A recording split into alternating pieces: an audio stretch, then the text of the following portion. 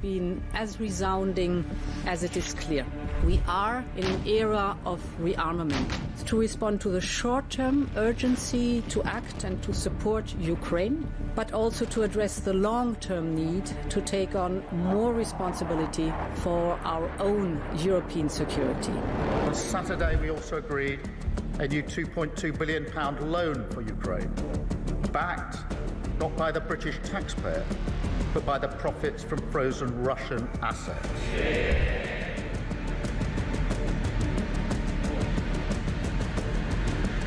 It is my pleasure to bring from His Majesty the King a letter. He sends his best wishes and his regards, of course, but he also asked me to bear this letter and bring it to you.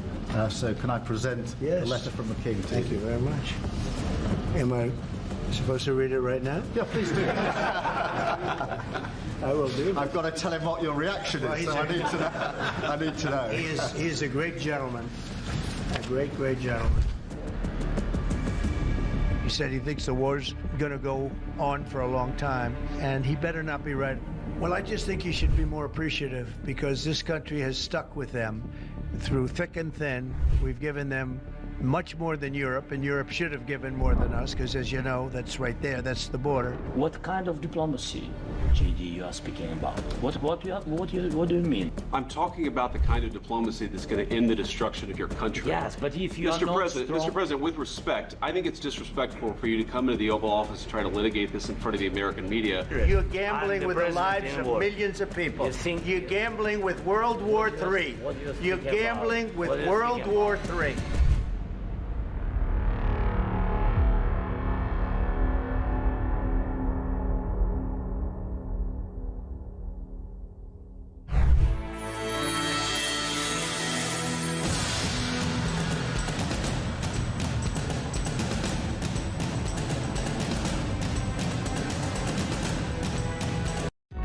Across the UK, on DAB+, on your smart speaker, on your smart TV, and on your side. This is Talk.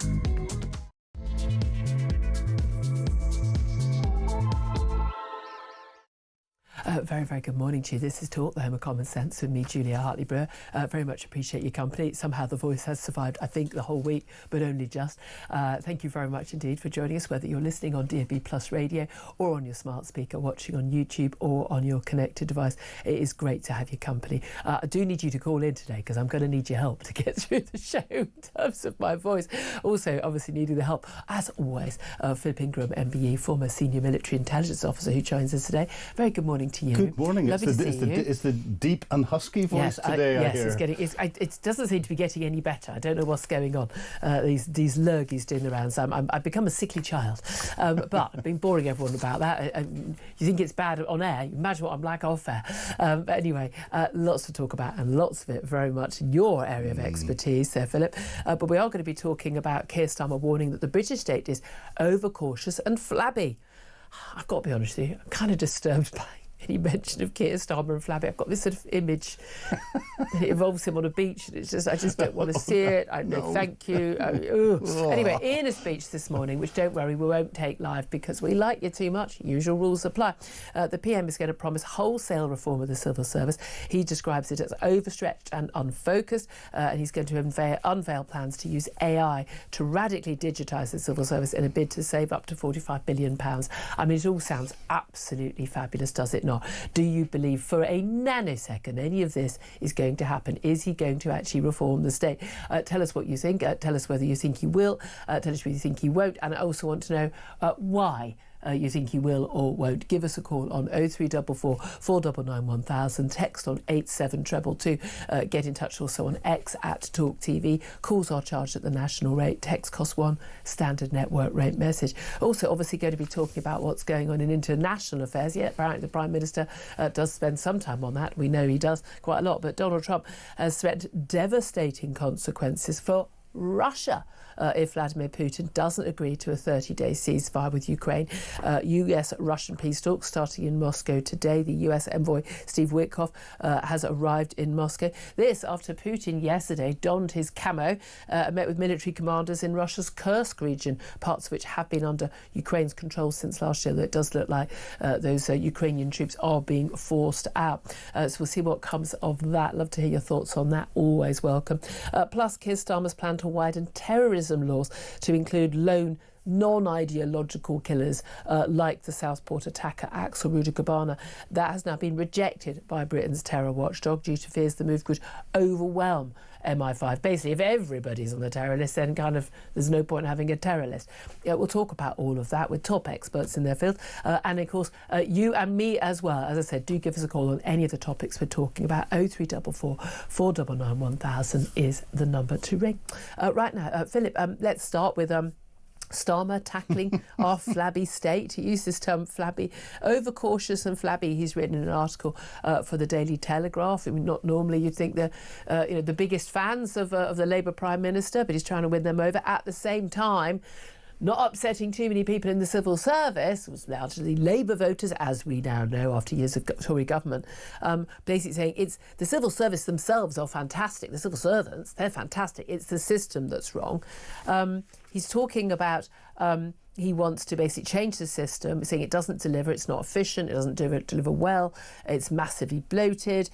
He wants to basically focus, a bit more on domestic issues, and with the bigger state, taking the state down, using AI, basically, things like why are people opening envelopes with people's applications for driving licences when this stuff can almost entirely, there'll be a few elderly people who don't want to do that and do it by envelope. This stuff should be almost entirely online. They reckon they can save 45 billion quid. I mean, I think this is great. It sounds fab. Do I believe for a nanosecond that any government, Tory or Labour, would achieve this? No. Do I believe Keir Starmer will achieve this, who's already set up 27 quangos in the last 7 months? I'm going to say no. Every government that has been has always said they're going to attack the civil service and make it more efficient and bring it down in size. Efficiency savings. And since Starmer's come in, he's actually increased the size. Now, all of the cries that they were bringing out, I was going, tick, that sounds good, tick, that sounds good, tick, that sounds great. Good, until you mentioned AI. Because the government and IT projects not a good record. Go well. There is not a good record in the slightest. And it seems to be the way of wasting billions of pounds of taxpayers' money and just kicking everything off into the long grass. But even if we're just talking about, not even AI, but just, everything being digitised. Again, I'm sure everyone's had the same situation, I'm sure. You get a doctor's appointment, you get a referral to consultant, you get a letter. Often the letter confirming the appointment is after the appointment's actually happened. I've had 2 letters about the same appointment, cancelling, both of which were after the time. It was just, are you kidding me? I'll say, you've got my email, for the love of God, it's all in the system. I'm on the NHS app. You've got all my information. Send me an email. I've just had my letter for turning a certain age of going for 21. Going for bowel cancer screening. Yeah. The NHS treated me for bowel cancer 3 years ago, quite successfully, but that should be in my files, and the NHS bit but that's an automated thing for screening, so it's cheaper and easier to have that go out to everybody. Well, yes, it probably is, but again, this is where, if we're going to get smarter about everything, it's actually properly targeting it. It's making sure that you're getting things done properly. And this is the thing, so when you watch, I'm always amazed, you see Google and things like that, so I'm frankly terrified by the fact that, for instance, my husband and I can have a conversation. Let's say we have a conversation out of the blue about, maybe we need to buy a new mattress. Suddenly, all of the adverts, when I go online the next morning, are all about a new mattress, buying a mattress. Retargeted advertising on your devices are always listening. I'm of a certain age now, so virtually all the adverts when I watch Sky Telly are for women peeing their pants. Literally, you hit your mid-50s, I'm telling you, and you're a woman, and the hand's registered to me, every single, it doesn't matter, and it comes up like, when my husband's watching golf, It's hilarious, and it's just like, you know, 10. Well, I mean, I don't use them. Like, tell a lady, whatever. These things. You can get male versions. You can get mail. I'm sure. I don't know. Don't ask me how do I men know, need them but as you much? can. I don't. Maybe you get the ads. But so you get these kind of targeted ads. But government services don't seem to be targeted at all. And again, totally inefficient. And again, so much of it on paper and just having to get something. The amount of times I have fun even with banks and the like. And you just sort of, and again, private banks and the whole thing. You've got your online account, but to do certain things you have to speak to someone, but no one answers the phone. And every time you call, ever since 2020, it always says, "I'm afraid we are having a very high level of calls at the moment." You had when I rang at 4 a.m. just to test it out, you had a high level of calls then. But your call is important to us. Please hold on. Please hold for 20 minutes until someone comes in from walking the dog while they pretend to work from home. I mean, look, and we all know what's going on. The thing is, we don't have a choice. We need to modernise the state. We need to get, you know, the National Health Service not using faxes and pagers, for the love of God. We need to move the state on, do we not? So this is good if you're trying to tackle it. The key thing is, I mean, Labour are beholden to the unions. We're going to talk to Dave Penman from a senior civil service union. They're going to be up in arms about this. Of course they are. Yeah, because they tie everything into jobs, and when it comes into, you know, the classic NHS, you know, the unions tie it into jobs and buildings. Actually, the NHS is all about care. Doesn't matter what uniform, who pays for it, provided that if you need it, it's free at the point of need. And this is where it's ridiculous. There's so many people interested in their own little fiefdoms, and anything that changes that little fiefdom, they say no. And you're more powerful and more senior the bigger your budget. Correct. So it's the same with local councils as well. How would you tackle this? I'd love to hear from you. The question we put out online, and do you believe the Prime Minister can reform the state, and tell us why you can, or tell us why you think you can't. I'd really like to hear from you how you would do it. I mean, maybe you run a business. Maybe, you know, again, I don't think you need to even be a business owner to know that there'll be good ideas for how to improve things. I mean, for a start, let's get everyone back in the office and see what everyone's doing every day. Performance targets and things like that. What do you actually do? What do you get done? Why can't you do this quicker? What, you know, I mean, I doubt very much we couldn't see improvements then. Again, we're looking at 130,000 more civil servants since 2016, most of those since 2020 in the lockdown. We've got more and more people, frankly, as far as I can tell, getting less and less done, judging by the state of public services and the time it takes for things to get done. I'd love to hear your thoughts on this. Get in touch with us, 0344 499 1000. Particularly love to hear from you if you do work in the civil service. I mean, let's face it, you're definitely working from home right now, aren't you? Come on, it's a Thursday. There's no way you're in the office on a miserable, cold day. You're at home. Or maybe you had to put the heating on, so then you decided to go in. I don't know. But I'd love to be honest. Don't have to give your real name. Be honest. Give us a call. I would love to hear from you. Let's also talk about possible rebellion that Keir Starmer could face over disability benefits. In 2 weeks' time, we're going to get the spring statement from Rachel Reeves. She's going to have to kind of, you know, row back on a lot of the things that she announced in the last budget, although she's apparently sticking with, you know, the national insurance rise and minimum wage rise. There's going to be a massive impact on business owners and indeed on workers in the next few weeks when come April. But they're talking about personal independence payments, these payments for disability and incapacity, and basically needing to tackle that. We're looking at maybe a £5 billion cut. Of course, everyone will be up in arms going, oh, this person in a wheelchair in a terrible state, they need personal independence payments. But an awful lot of these are going to people who have mental health claims, stress, anxiety, depression, when actually work would be better for them than sitting at home. But we're looking at a bill, £13 billion a year personal independence payments in 2019. It's now 48 billion quid. We ain't got the money. End of. We need to get a load of people off. We've got 1 in 8 young people under 24, not in work, not in education, not in training. Something's got to be done. There isn't a choice about this now. No, very, very much so. Something's got to be done. And you know, when you look at the mental health side of things, the majority are those that are under the age of 24 that are coming in. It's a big percentage. It's, I think, 40+%, up to 48% of the growth in the budgets in there. And for all of those people that properly deserve benefits, and none of us would stop them doing it. Absolutely. It's all those that are taking the pay. I mean, some of them may think they may believe that they're not defrauding the system. They may believe that they can't work, but they can. They do. I know one particular business, and it's a small example, but it's typical of a town. And there are a number of employees in that business who are off for mental health issues because they're stressed because of the way their manager has talked to them. Well, yeah. And didn't say please once. And there's been a complaint put in. So until all of that's resolved, they're getting the doctor to sign them off all the time. Yeah. Oh, by the way, they're off on holiday to here, and they're off on cruises to there, and everything else. But you know, on full pay. Yeah. They're just not going to work. Yeah, I know. We just got to stop it. And again, the idea, well, people say, well, lockdown had a big impact. Well, lockdown did have a big impact, but lockdown happened in lots of other countries, and they haven't had the same growth in these numbers. Yeah, but the other thing, and this is contradictory, the employment rights bill that they passed in Parliament yesterday is going to put more people in a position where they can say, I'm stressed, I'm not going in, it's just too difficult for me. When did we decide you had to be happy at work?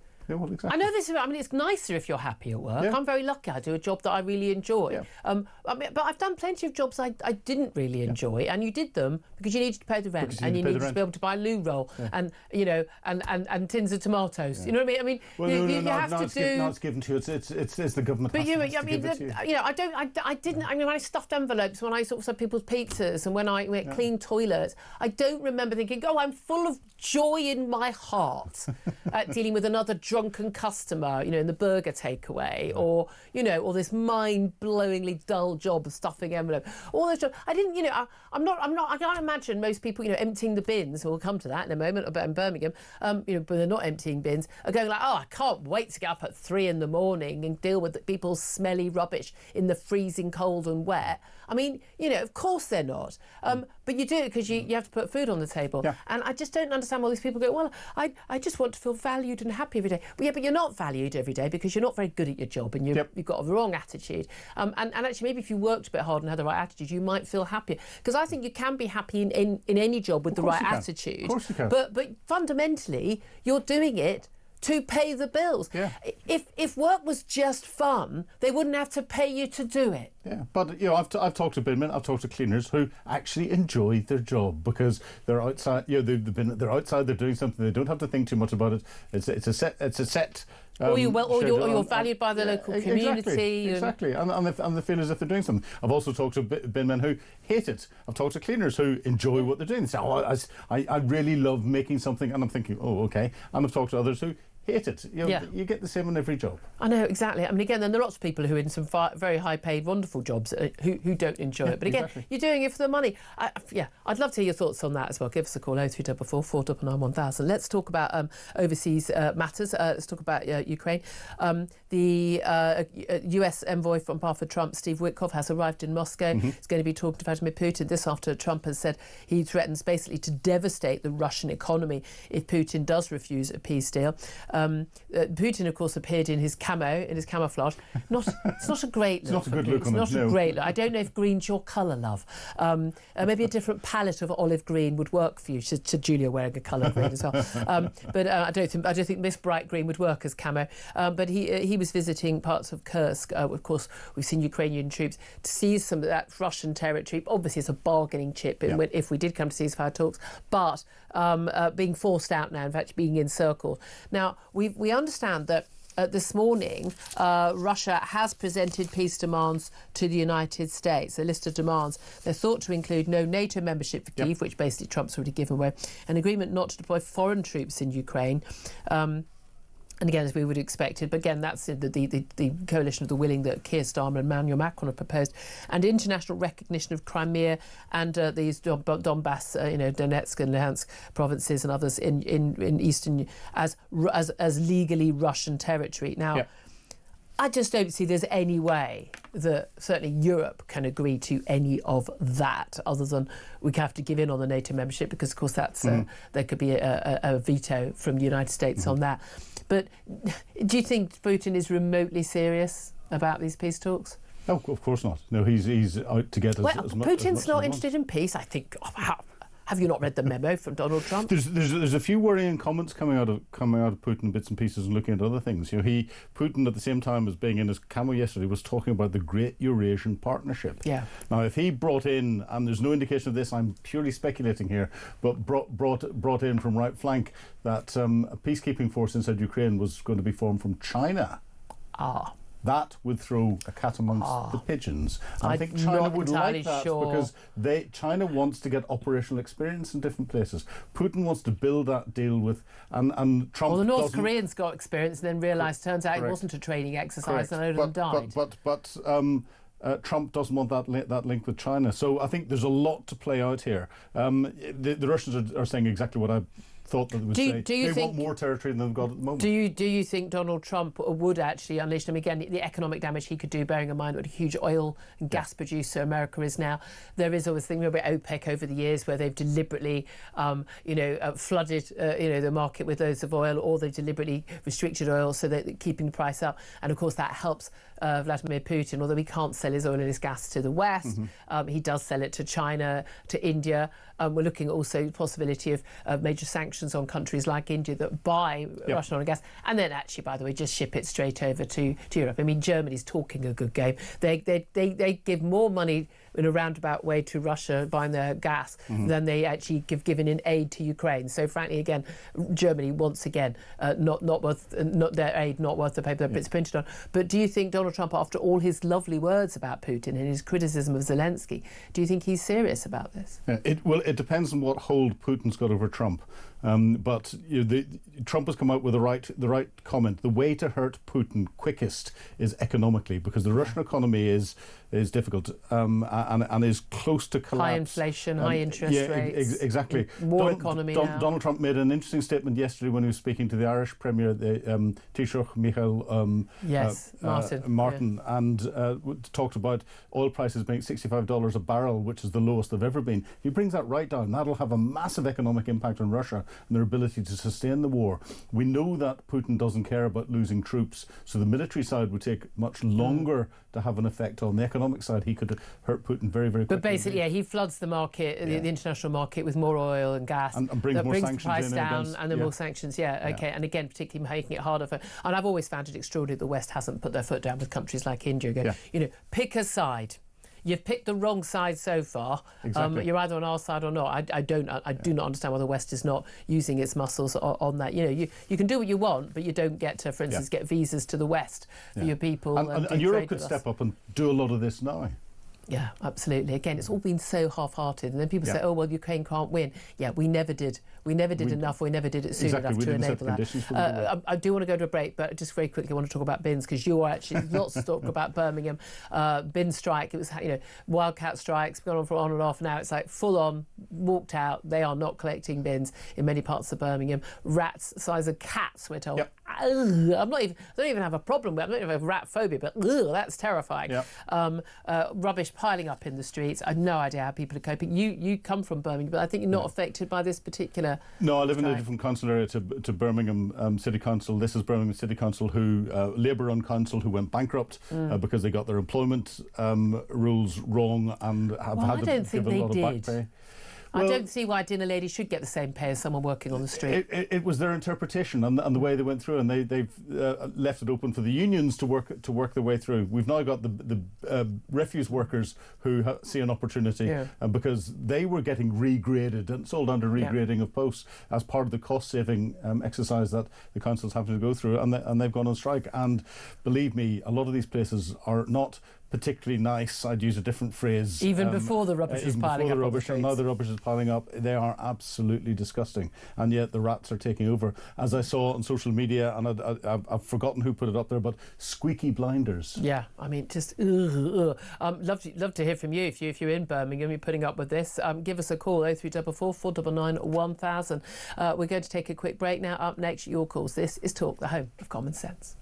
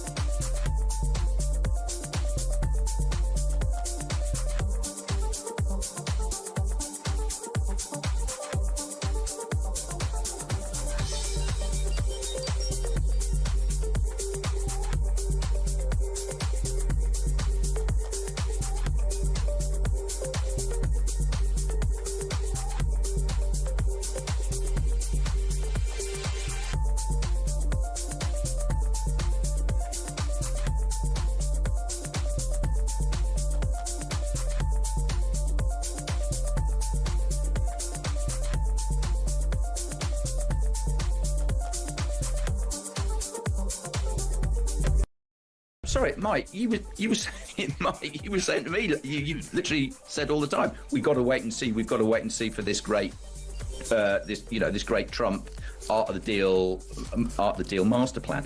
The key thing is this: if Trump genuinely wants peace, as Trump claims that he wants, that he keeps saying, there can be no peace unless Vladimir Putin is forced to make major concessions. Yes, which he may well do.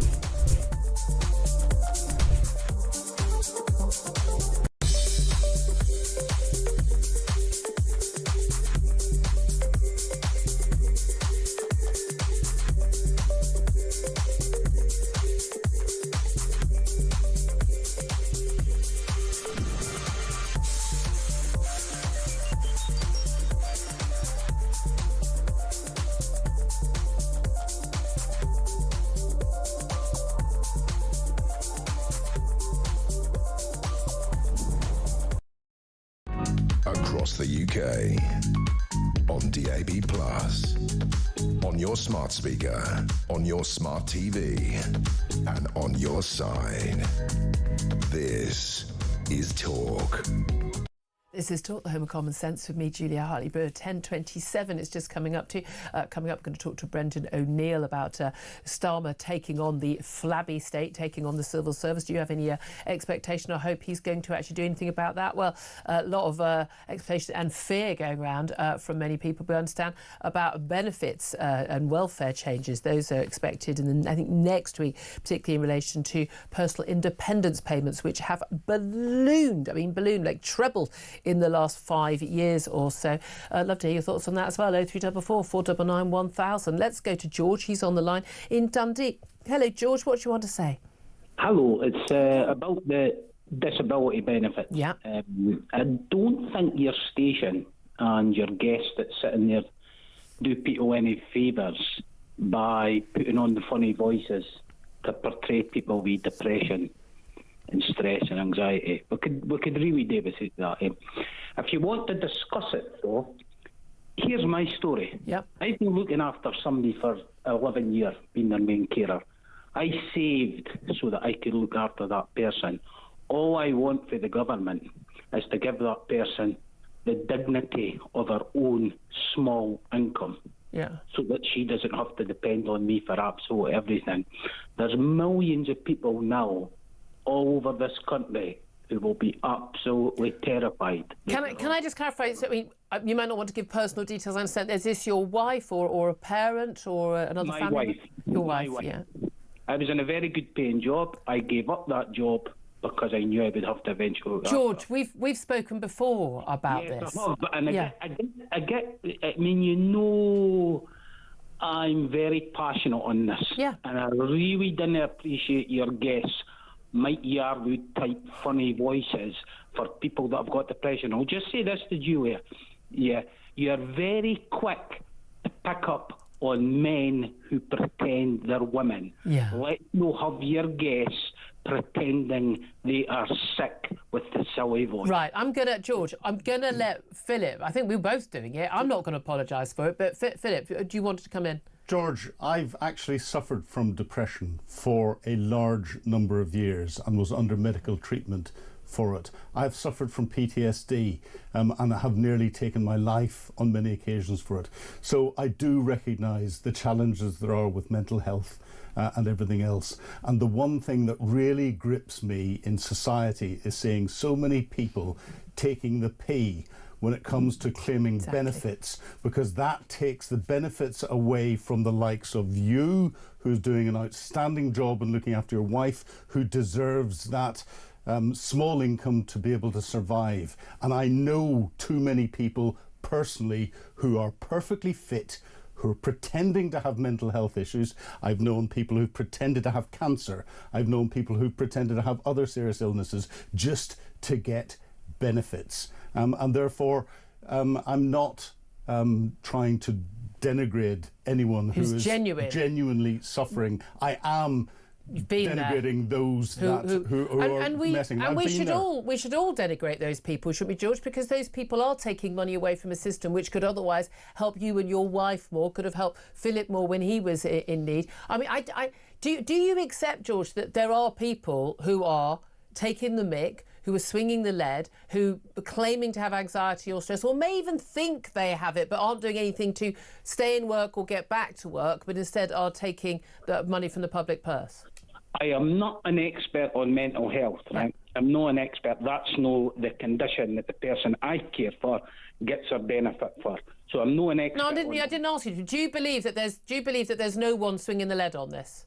I believe that the parameters could be tightened. But I'll say again, if your guests believe there are people taking the pee, he shouldn't try to take the pee out back to get at them. Well, why not? I mean, again, by the way, you know, you've got the right to say what you want to say, and he's got the right to say what he wants to say and express it how he wants, and so have I. I think we should be, more than taking the mick, I think we should be naming and shaming the people. Everyone I know knows somebody who they believe, very strongly with evidence, is not entitled. Everyone in control room is nodding. Everyone I know, when I've had these conversations with people, they will all have a family member or a near neighbour who they know is absolutely capable of working. They're certainly capable of, you know, going to the pub and having a good night out, going on a holiday or doing things, but they're somehow incapable of doing a job and they're claiming benefits.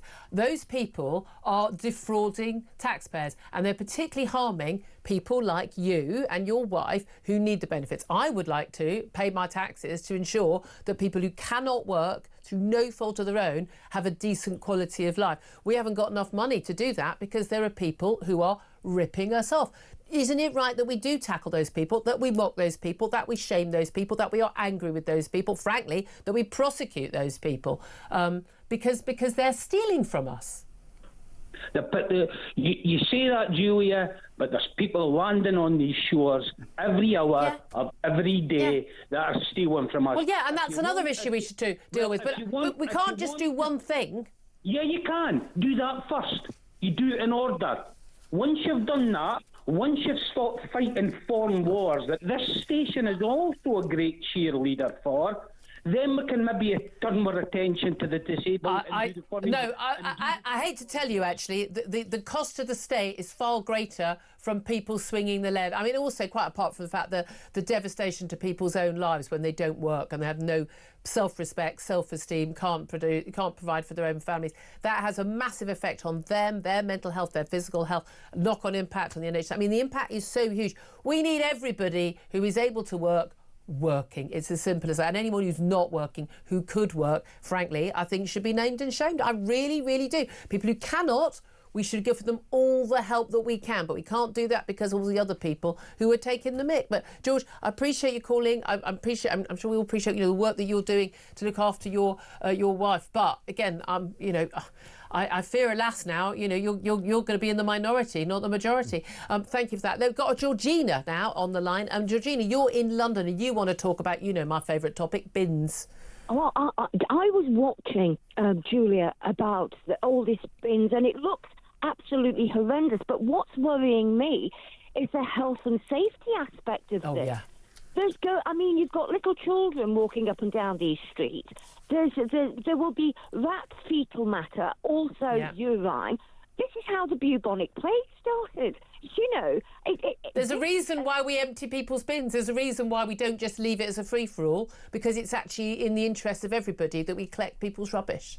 Absolutely. You are absolutely spot on. Now, they might be thinking, well, we're striking because we're not getting enough money, but something needs to be done now. It's got to a point, I feel, that there was going to be an outbreak of something really nasty, and it's going to be down to all this waste, and it needs sorting, because it won't. If something does break out, I can assure you it's not going to stay in Birmingham. No, and it'll end up costing us an awful lot more. And again, I think we all know after lockdown, you know, the essential personnel who are allowed to work, if bin men weren't among them, Yeah, that lockdown would have lasted about 2 weeks, and people have gone, yeah, we're all back at work now. It's not functioning for us.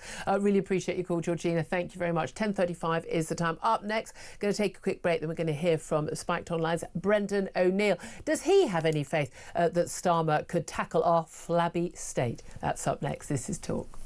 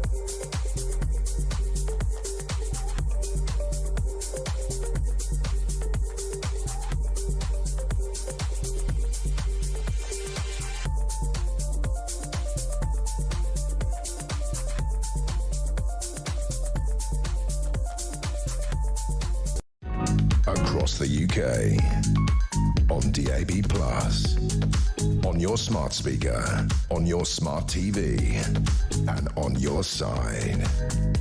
This is Talk. This is Talk, the home of common sense. For me, Julia Hartley-Brewer. 10:37 is the time. Let's go straight to my next guest, Brendan O'Neill. He's chief political writer at Spiked Online. Very good morning to you, Brendan. Hi, Julia. Thank you for joining us. Well, today we've got an announcement from the Prime Minister's speech in Yorkshire. I think he's speaking right now. We're not taking it live because we like our audience too much. Saying he's going to tackle our overcautious and flabby state. He wants to reform, he says, our fantastic civil servants who are working in a system, he says, that doesn't work. He wants to deliver more efficiency. He's talking about using AI, saving £45 billion apparently by using AI to do jobs which can be done better effectively by computers than by human beings.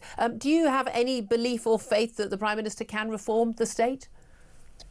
Not really. I'm hopeful that someone will do something, because currently we have the worst of both worlds. We have a huge, massive, creaking state that just doesn't do what it should be doing.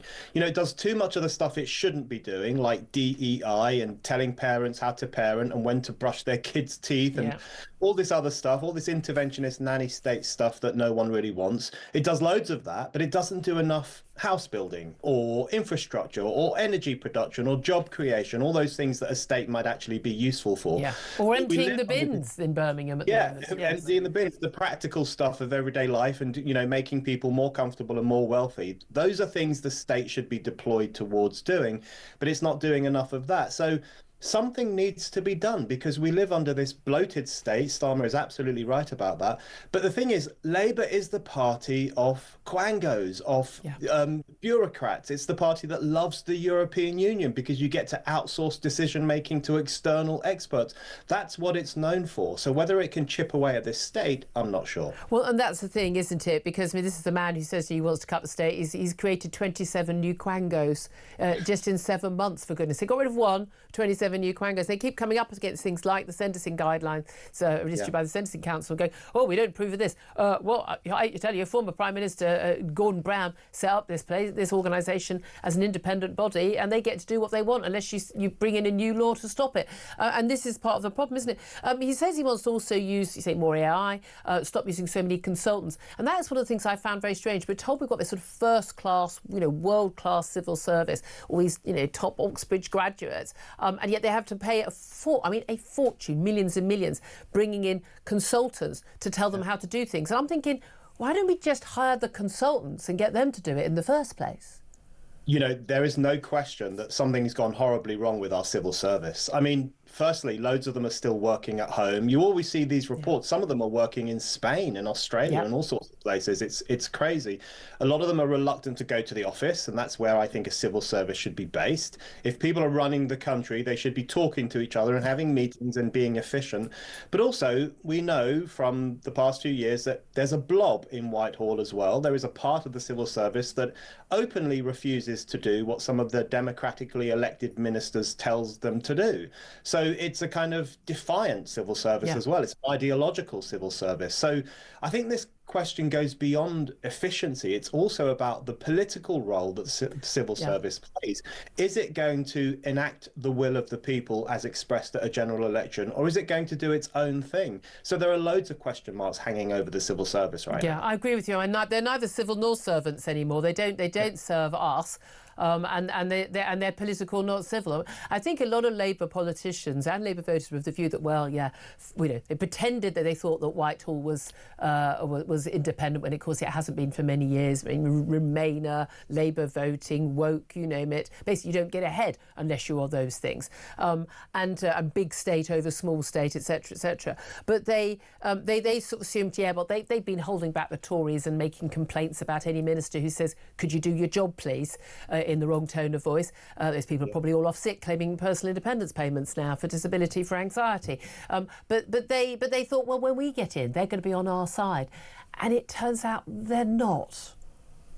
Yeah, they're a law unto themselves. That's part of the problem with the bloc. And you're right to raise, what some of them did to Conservative ministers. I remember Priti Patel was accused of bullying just because she expected people to do their job. And she occasionally raised her voice and she had high expectations. I'm sorry, but if you can't handle a woman who knows what she wants in the workplace and wants you to do it, then maybe you shouldn't be working in the civil service. Maybe you should go somewhere else. Well, indeed. But, Labour, the thing about Labour is that they made fun of people who said that there was a blob in Whitehall. They said, don't exaggerate, the state is fine, it's doing what it needs to do. In fact, it should be bigger. So I'm glad they've come around to the way of thinking of people like us, Julia, which is that the state has very important roles to play, but there's also lots of stuff it shouldn't be doing. But it comes back to that question.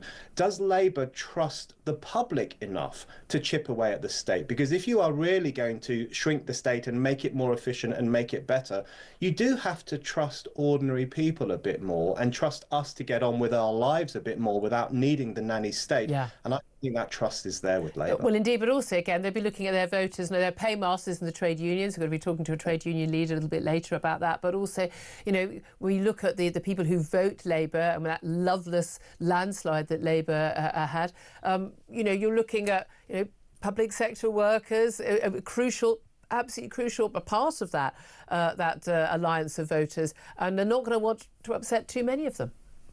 Well, exactly right.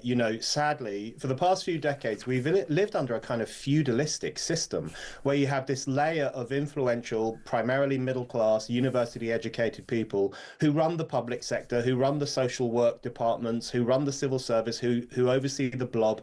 And they basically tell the rest of us how to live. They tell the plebs how to live, what to do, how to recycle, how to raise your children.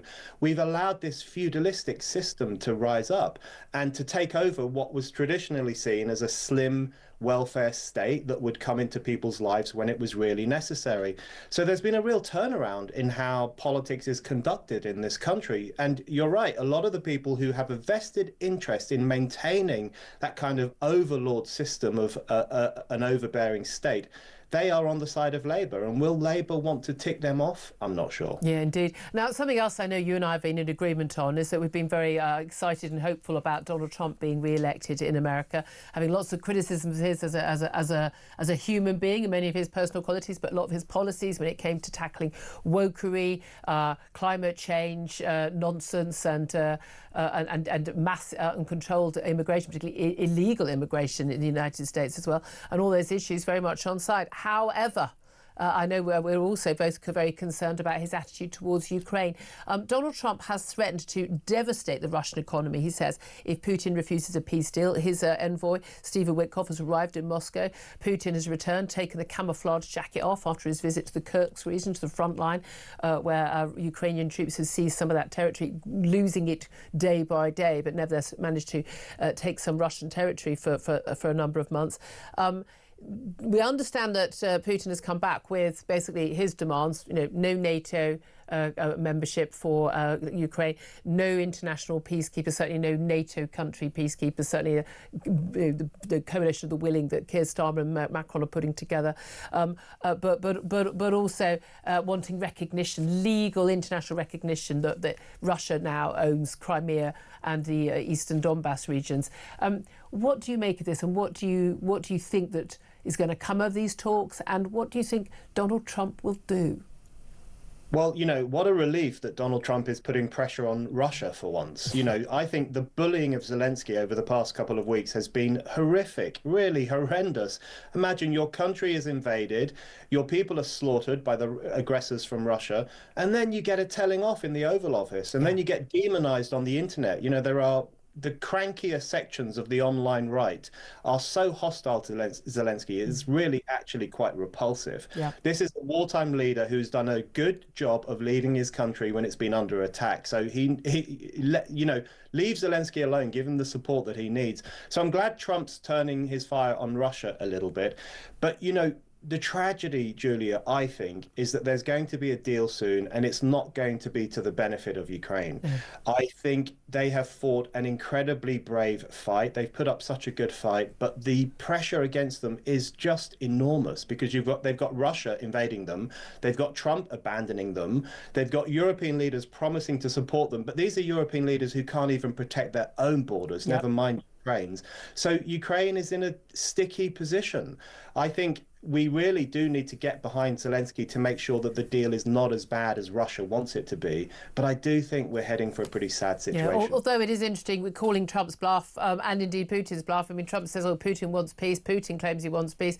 I mean, there's simply no evidence for that. As a general rule, if you want peace, you don't invade a neighbouring state. I mean, there are clues, aren't there? There are clues. But, we may see a reality check for Donald Trump's White House. Yeah, I think there is going to be a massive split now between America and Europe. That's pretty clear.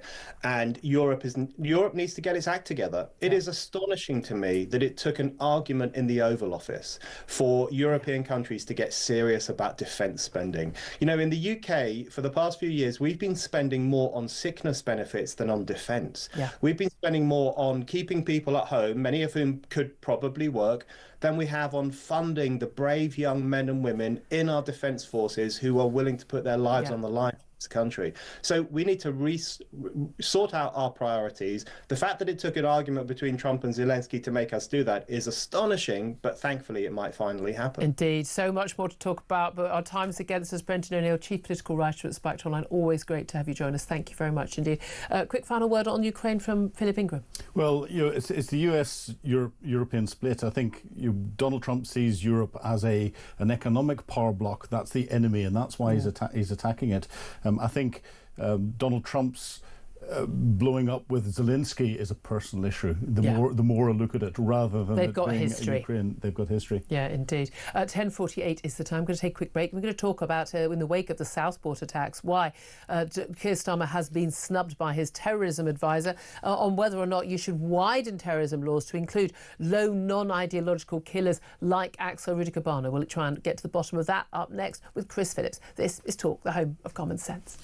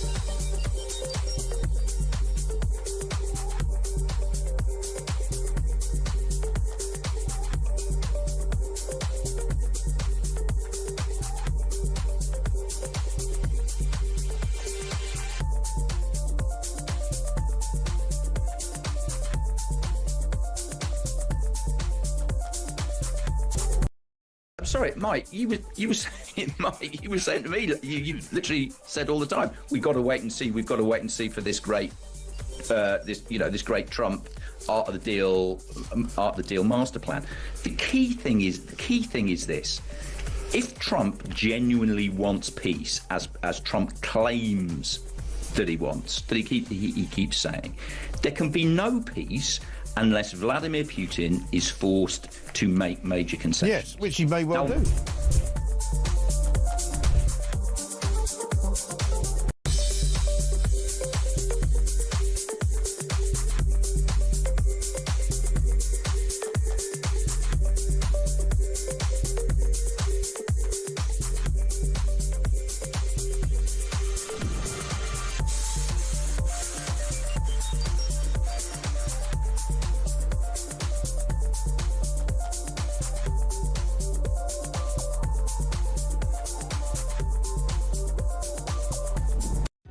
Across the UK, on DAB+, on your smart speaker, on your smart TV, and on your side.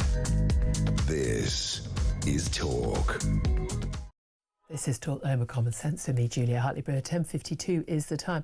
Let's talk about the terrorism watchdog. This is independent review of terrorism legislation. His name's Jonathan Hall. He's a KC, and he has rejected a call from the Prime Minister to basically widen terrorism laws to include killers like Axel Rudiker-Barner, the Southport attacker, to include people like him who have no necessarily specific ideological aim, who are not conspiring with other people to commit terror acts, but nevertheless was not only planning an attack on the school, but carried out that horrific attack on the Taylor Swift-themed dance class, killing 3 children and injuring 8 others, and children and two adults as well. Let's talk about this with Chris Phillips. He's the former head of National Counter-Terrorism Security Office. Very good morning to you, Chris. Good morning, Julie. Thanks for joining us. I have to say, when this was first suggested that we need to widen it because there's a concern that you can't actually track these people down. Axel Rudiker-Barner, known to the authorities, concerns raised, turned up at school, threatening, goodness knows what, turning up with weapons, clearly looking at some horrific stuff online, but he didn't appear to have any specific ideology, so he didn't come under prevent. So there is clearly a problem, and we need to close that aching chasm that meant that those children lost their lives and others living with their injuries for their lives. But Jonathan Hall has ruled out Starmer's solution. Was he right to do so? Yes, I think so. I think there is a worldwide understanding, although not a complete definition of what terrorism is. But the terrorism is known as being the ideology. So you can, you have the violence or the threat of violence to an extreme point, but then the rationale for that violence is for ideological reasons or for political change, and that's well known across the world. And of course, the Terrorism Act, and when you use the term terrorism, people need to understand that this falls outside that, and it is important to remember, of course, that in the US they have hundreds of school shootings every year, and with a similar sort of thing, really. And someone running around with a knife or a gun, by definition, people are terrorised. But when you talk about terrorism, there needs to be some sort of ideological motive, mustn't there, that for it to count as terrorism? Yeah, exactly, and that's really important because it does show exactly why where this problem comes from, how we have to deal with it. And of course it also kicks in certain regulations, like the US will release information that they wouldn't release for other offences. So I think it's important that we understand what terrorism is, but you're right, this is a big gap that needs to be closed. Well, indeed, and again, this is the issue. They're talking about loners who are fixated on violence, like clearly Axel Rudiker-Barner was, and he talked about a massacre at his local school. Thank goodness his father had prevented him from getting in a taxi to go and do that. But basically, Jonathan Hall is saying this would overwhelm MI5 and other counter-terrorism bodies, simply because you'd encompass so many people. This is a bit of a worry to those of us going about our daily lives and hoping that our kids come home from school or a dance class or whatever. So what sort of body is needed to deal with that? Because we can't have a situation where this ever happens again. It will happen again and we won't deal with it, is my best guess. But we can't have a situation where, oh, well, you're clearly a threat, you're an absolute psychopath and you want to kill people, but you're not particularly Al-Qaeda or ISIS or far right, so we'll just let you carry on as you were. That's obviously not an option anymore. No, and I think Jonathan Hall's quite rightly said this really does fall into the lap of the police. Maybe something along the lines of the prevent strand that links into it, maybe, because these people change, and many of the people that have committed terror acts actually really they haven't known an awful lot about Islam actually, and they've just jumped on that bandwagon. Yeah. So it's important that we have some work done on this, and of course it's most important that because we seem to have more and more very strange, mad people out there these days, that these people are dealt with properly. Absolutely. I mean, Jonathan Hall has suggested creating a new non-terrorist offence of mass casualty attack planning. So basically people who are planning, sitting in their bedroom on their own or buying weapons, accumulating, whether it's chemicals or poisons or knives or guns, to plan a mass casualty attack, even though their motive is simply just they're a nutter or they're a psychopath, or they just hate someone at their school or office or whatever, that we need to have that extra law. I mean, that will be a simple solution, but I think most of us are pretty shocked and surprised to learn that law doesn't already exist. Well, it exists in as much as murder is murder, and if you plot and plan murder, then you can be arrested for that. But the key thing is that we have a growing problem, albeit every year for the last 50 years, I think 2 or 3 people have blown their fingers off making plastic explosives or explosives. We've always had this problem, but now with the internet, I think it's growing and it needs to be dealt with. And we need another box of policemen, by the way, to try and deal with it. Yeah, indeed. Chris Phillips, always good to talk to you. He's the former head of the National Counter-Terrorism Security Office. Thank you for that. Philip Ingram, look, you're a former senior military intelligence officer. You had to deal with these things. Pretty much every time we have one of these horrific attacks, whether it's an Islamist attack, a far-right attack, just a lone nutter like Absolute Cabana, they're known to the authorities. They flagged themselves up. And yet, so they're either on the list or taken off the list, nothing is done. What is the solution? The breakdown here is that there was no agency picked up whenever Prevent didn't, and counter-terror... It didn't come under Prevent. It didn't come under counter-terror police, and it should have been local police and local agencies didn't pick up. That can be fixed quite quickly. Our counter-terror police are exceptionally busy. As of today, there are 900 active investigations into 3,000 people. Think of the police resources. These are people that the police and the security services believe are planning imminent terror attacks against us.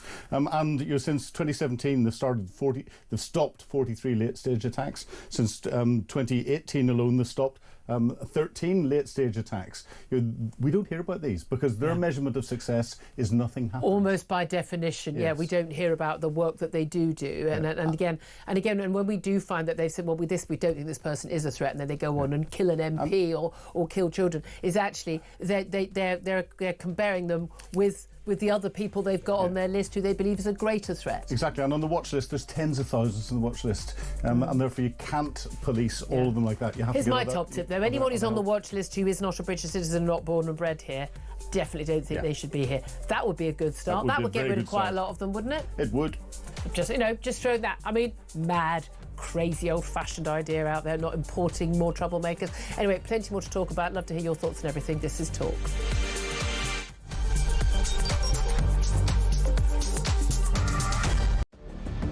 I can announce this government will begin the biggest sustained increase in defence spending since the end of the Cold War. We will deliver our commitment to spend 2.5% of GDP on defence, but we will bring it forward so we reach that level in 2027. The answer from European capitals has been as resounding as it is clear. We are in an era of rearmament to respond to the short-term urgency to act and to support Ukraine, but also to address the long-term need to take on more responsibility for our own European security. On Saturday, we also agreed a new £2.2 billion loan for Ukraine, backed not by the British taxpayer, but by the profits from frozen Russian assets.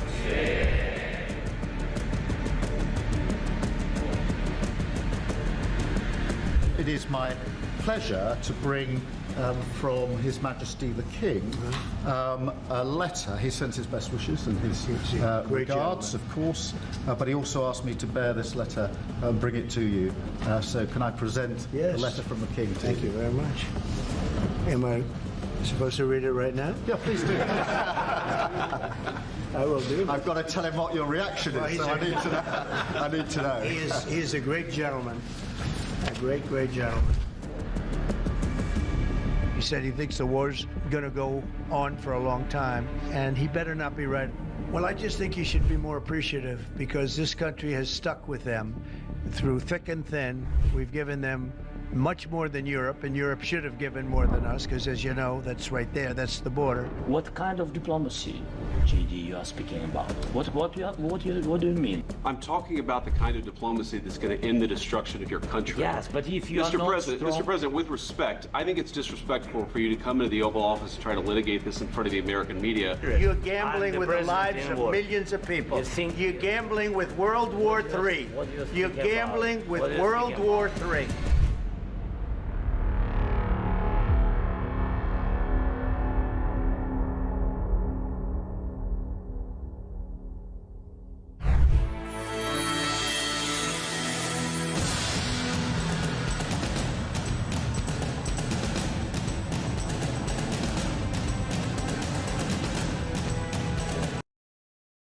Across the UK, on DAB+, on your smart speaker, on your smart TV, and on your side. This is Talk.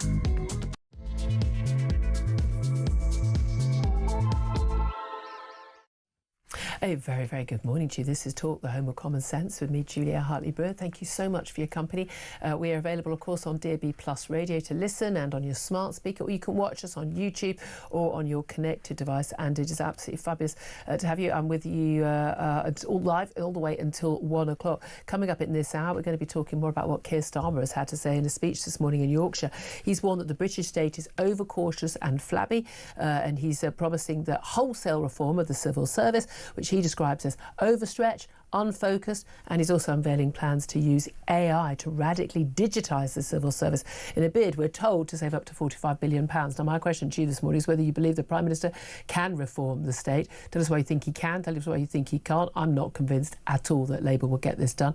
We're going to talk to a leader of a senior civil service union coming up in the next hour. I'm not sure the civil service are going to be very happy with this. Let us know what you think. Give us a call, 0344 499 1000. You can text the word talk in your message to 87222. Get in touch with us on X at talkTV.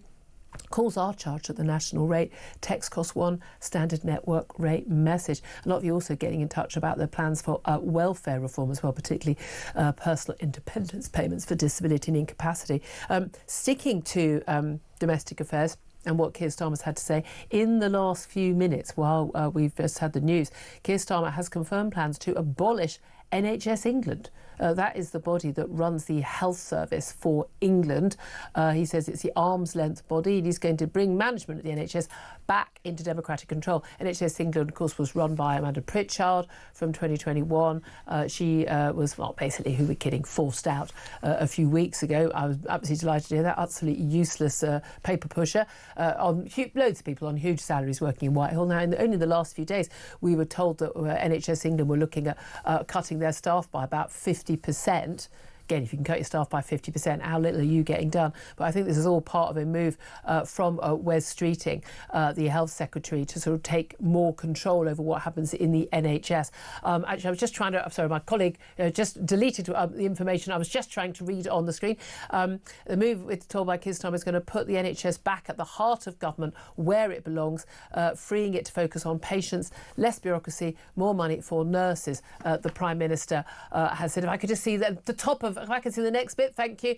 Very, very, very small screen here. Now, NHS the whole of the NHS costs £192 billion, but I mean, I was trying to get some figures really on what the NHS England bureaucracy costs, because of course you've got a load of bureaucracy running NHS England on top of the NHS trusts and the regional bodies and all of that. We've got layer after layer after layer of people on very nice salaries. Love to hear your reaction to all of that. 0344 499 1000 is the number to call.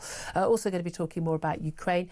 Donald Trump has threatened devastating consequences for Russia if Putin doesn't agree to a 30-day ceasefire with Ukraine. Those peace talks start in Moscow today, this after Putin donned his camo fatigues and went to Russia's Kursk region, to the front line, which have been under some of Ukraine troop control since last year. Also going to talk about smart meters, because British Gas is among many of the country's biggest energy companies who are basically forcing smart meters onto households, basically saying you have to have your meter changed and you have to have a smart meter. That is absolutely not the law. You are not required to have a smart meter. They want to have them to drive net zero targets, but actually it's just a way of them controlling the price that you pay for your energy. So I cannot tell you enough, do not get yourself a smart meter that can be controlled by the company in terms of how much energy you get to use and what you're charged for it, because trust me, you're going to end up paying more in the long term. Anyway, all of that coming up, lots more to talk about. Philip Ingram is still with me. He's a former senior military intelligence officer. Just your reaction to that news about the NHS England. Now, of course, the government in Westminster runs the NHS in England, not in Wales, not in Northern Ireland, not in Scotland. They are run completely separately. By the way, Labour's been running the NHS in Wales for God knows how many years, and it's got worse outcomes than we have in England, where we're sitting in this studio. But does this bring into line the NHS in England and how it's run into line? Because it's supposed to be run by the government, but we're constantly told, oh no, NHS England are in charge of that, but we're paying their wages. Well, anything that takes a layer of bureaucracy out can only be a good thing, because that is just something that slows everything down. However, something that is being used in Westminster where there isn't enough political capital to deal with things that affect the whole of the UK. If you're bringing the running of the NHS into Westminster, and we've got our Prime Minister, who's the Prime Minister of the United Kingdom, not just England, is using that as his big political waving flag on how he's going to achieve anything, I think is wrong. He needs to. I think we should take devolution, and if NHS is that important, take it away from the devolved governments. We should have a single policy that there is across the whole of the United Kingdom. You can then get the real savings going in, because unless there's going to be it's a devolved power. It's a devolved power. What you want to prioritise. But unless you're going to then recalculate the Barnett formula against the savings that you're producing in England and take that off the devolved governments, you're not forcing them to change and become more efficient. If it's not more, if it is more efficient, then they should automatically go, oh, that's really well, they good should idea. want to do it. This is the things I've never understood in any public sector body, any hospital. If any hospital is managing to deal with their waiting list or get better outcomes for treatment of patients, what are they doing? What is best practice? It should be a requirement. If they're able to get a deal to buy their latex gloves for the nurses and the doctors at half the price of another one, sorry, you should be sacked on the spot for failing to get the same deal, because you're clearly no good at your job. Exactly. And the thing that really gets me is whenever it comes to then support for veterans, or veterans that are out there, because every time we see the Veterans Minister stands up, he talks of op courage and op this and op that. They're all NHS England only ideas. They do not apply in Scotland, Wales and Northern Ireland. So by policy, government is creating a two-tier support for our veterans. If they're doing that for our veterans who've got that level of visibility, what's happening to everyone else? There's always been a balance in government between things being centralised and everyone getting the same, whether it's a good or bad service, and local good decisions. And we see this pendulum swing constantly in government between saying, we want local decisions, so then people make local decisions. So, for instance, we're not funding IVF, but we are going to be doing more hip operations, or we're going to prioritise GP care over treating people in A&E or whatever it is. And then people say, it's a postcode lottery of care, and then the government steps in and then orders centralised targets, and then everyone complains about that 5 years later, and then you go back. It's a pendulum, and it swings backwards and forwards, because basically what you've got is useless sodding management across the board who aren't very good at the job. What we're going to do is let's find somebody who's really good at running a hospital trust and what are they doing, and then require everyone to follow it. It's like the schools when teacher training colleges and teachers for years decided it was a good idea not to use phonics to teach children. So instead of children learning how to read cat by saying cat, they were told, here's a picture of a cat and there's the word cat. Learn that word, and basically meant that you have a generation of kids who can't read properly and cannot work out longer words, but unless it's a word they've already learnt and memorised, they can't work it out. It was an abject, I mean, frankly, it's criminal. It's criminal what they did to kids in state schools, and it's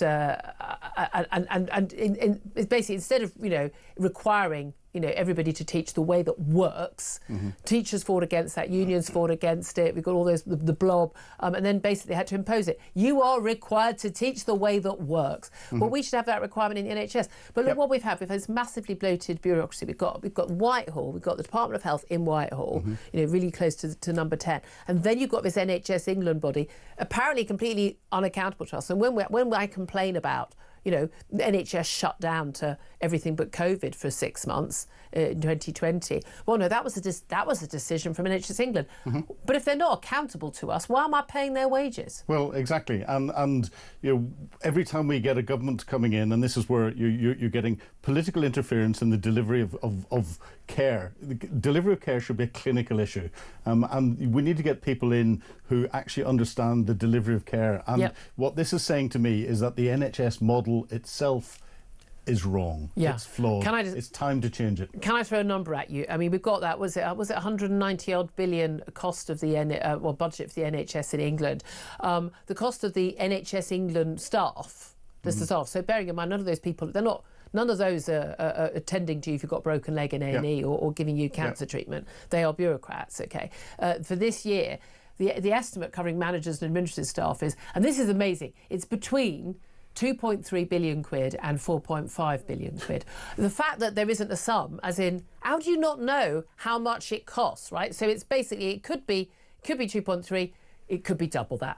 But no one seems to know. That's a bit of a worry, isn't it?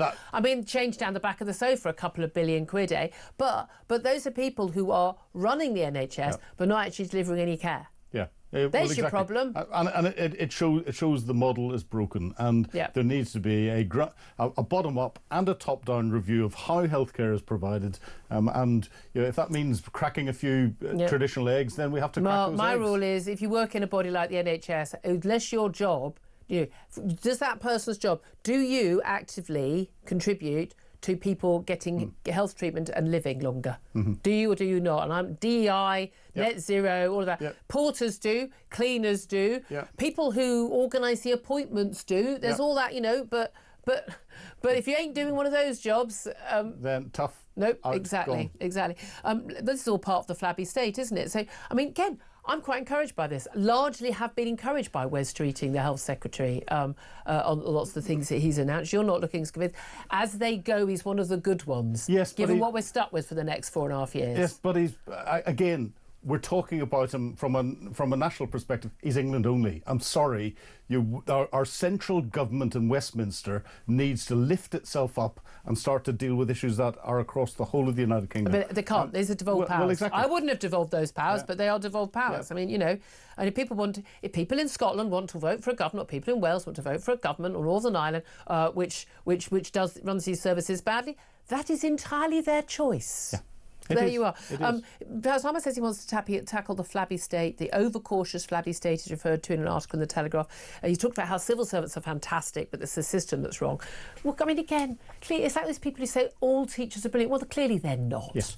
I mean, look back at your own school days. We all had some dud teachers who were utterly useless and lazy, and we had brilliant teachers, and we had perfectly average, quite good teachers. I mean, it's an absolute nonsense. The idea that most people working in the civil service are fantastic is, I mean, frankly, risible.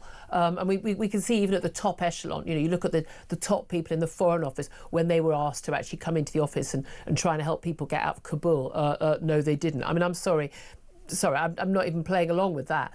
But there is going to be a risk of a backlash. We're going to talk to Dave Penman from the FDA union. They represent senior civil servants in terms of trying to sort of digitise the civil service using AI. They reckon they're going to save a load of money, really. No. I mean, I'd love it if they did, but basically getting systems that work better and deliver more efficiently. Sounds great, but even some private companies struggle to do that. Yeah. Well, what I find really interesting is all of the calls that are coming out of Keir Starmer and Angela Rayner and Rachel Reeves and everything else, and what they're saying they're going to do is more Tory than Maggie Thatcher. Yeah. Is it easier for Labour to get away with this than the Tories? Because we know perfectly well, pretty much everything that Keir Starmer has announced in the last week, everything he's announced, if Tories were doing it, he would be up in arms complaining about it. Yeah. I think it's easier for him to get away with it because he's got a massive majority, and a large proportion of that majority are new MPs who haven't got into the little factions of the Labour Party beforehand yet. They've been brought in. And they're still finding their way, so they'll still follow the government whip. So he can do these things quickly. And he can lose a lot of those votes and still get through. I mean, very much we're told he's going to face a Labour rebellion over the disability benefit freeze. This is personal independence payments. I mean, again, this welfare spending. 2019, these payments for disability and incapacity. And again, this includes people who've got to say they've got. And I'm sorry, of course there are people who've got depression, anxiety, and other issues and stress that means they genuinely can't work. And you've discussed earlier with a caller about you genuinely suffered from suicidal feelings of depression, post-traumatic stress disorder, and no one is mocking or undermining or disbelieving the people who are genuinely in dire straits. But it's ballooned from 13 billion in 2019 up to 48 billion in 2024. It's particularly a post-lockdown thing. It's largely younger people now, it's under 40s who are saying they've got these problems. Simply don't believe that most of these people do have these problems. I refuse to accept it. And even if they do, the solution should be getting them into some sort of therapy, counselling groups required, and getting them back to work. And you can be stressed while you're at work paying taxes, not on benefits, as far as I'm concerned. I mean, I don't need you to be happy at work. I just need you to be at work. I'm going to be slightly right of Genghis Khan here. Maybe we should send all of those that are of service and fighting age off to be assessed medically as to whether they're fit to join the military, and fill all the gaps that we've got in the military, given the threat. But if the military would want them, I mean, these are people who probably can't cope with the job because someone said good morning to them in the wrong tone of voice. Well, maybe a little bit of military training would help. Years ago, magistrates used to offer the individual little terrors in the communities that offer them some jail time or to go off for military recruitment. Maybe we should start to bring that sort of thing back. Well, I mean, as you say, we do need more people in the military. We've had a few calls, people saying, well, we shouldn't, George from Aberdeen was saying, shouldn't be mocking, or Glasgow, sorry, shouldn't be mocking people. Not mocking, we're not mocking genuine people, but I genuinely, I think it's so immoral. Yeah. I think it's so immoral to not work if you're capable of working. I think it's so deeply immoral. You're defrauding the state. We've got a demographic crisis. We've got ageing population. We haven't got enough people having children, and you've got a load of people not working. We need everybody of working age to be working. Yeah. End of. And if I wasn't sarcastic about those that are taking the pee and wasting all of our money, I'd probably be in tears because it gets me that much. Yeah, exactly. Can we quickly turn to Donald Trump threatening to devastate the Russian economy? You mentioned the military. If Putin refuses a peace deal, Putin, we understand, has laid down the first day of talks in Moscow with the US envoy Steve Witkoff. Very much Trump's man, he's his golfing buddy, and he's doing these negotiations, played hardball with Zelensky. He's agreed to a 30-day ceasefire across, land, sea and air. Putin has just visited his troops in his camo, rather laughable, frankly. But it's interesting, he obviously thinks he's going to be winning back that cursed territory. He wouldn't have been there otherwise, because that's a massive embarrassment for the mighty bear of Russia that they can't stop Ukraine from invading them. But we told they're putting these negotiation points down. They're basically saying, look, no NATO membership, no peacekeeping troops from a NATO country. We want international recognition, legal recognition that we now Crimea and the Donbass are Russian, and not Ukrainian anymore. How could the West agree to that? The West can't agree to that. The German Chancellor and his potential new foreign minister have said that that's unacceptable, as have most other European leaders.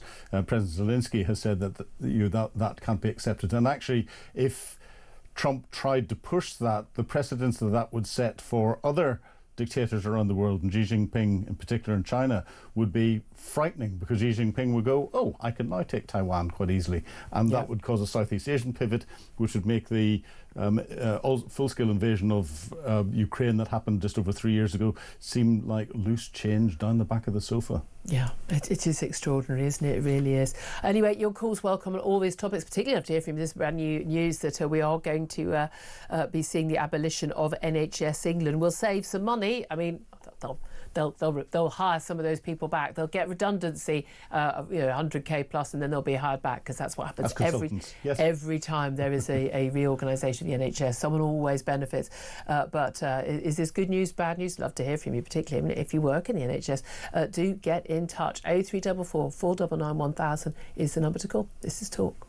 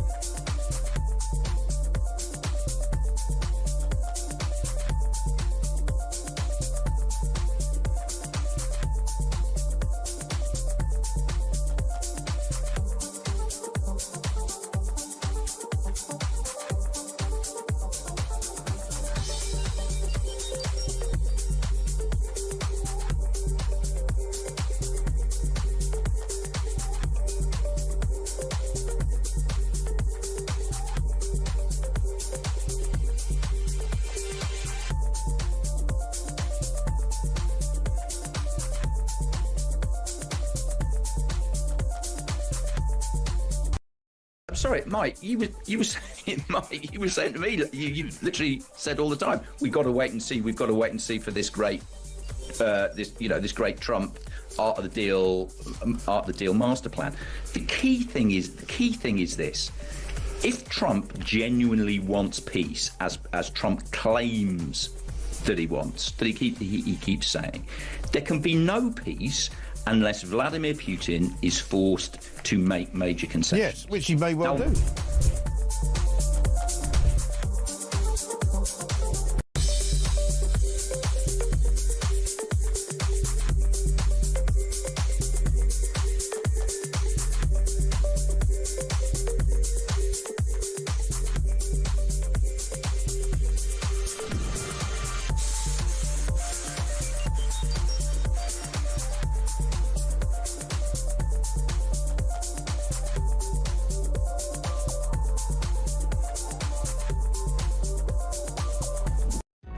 Across the UK, on DAB+, on your smart speaker, on your smart TV, and on your side.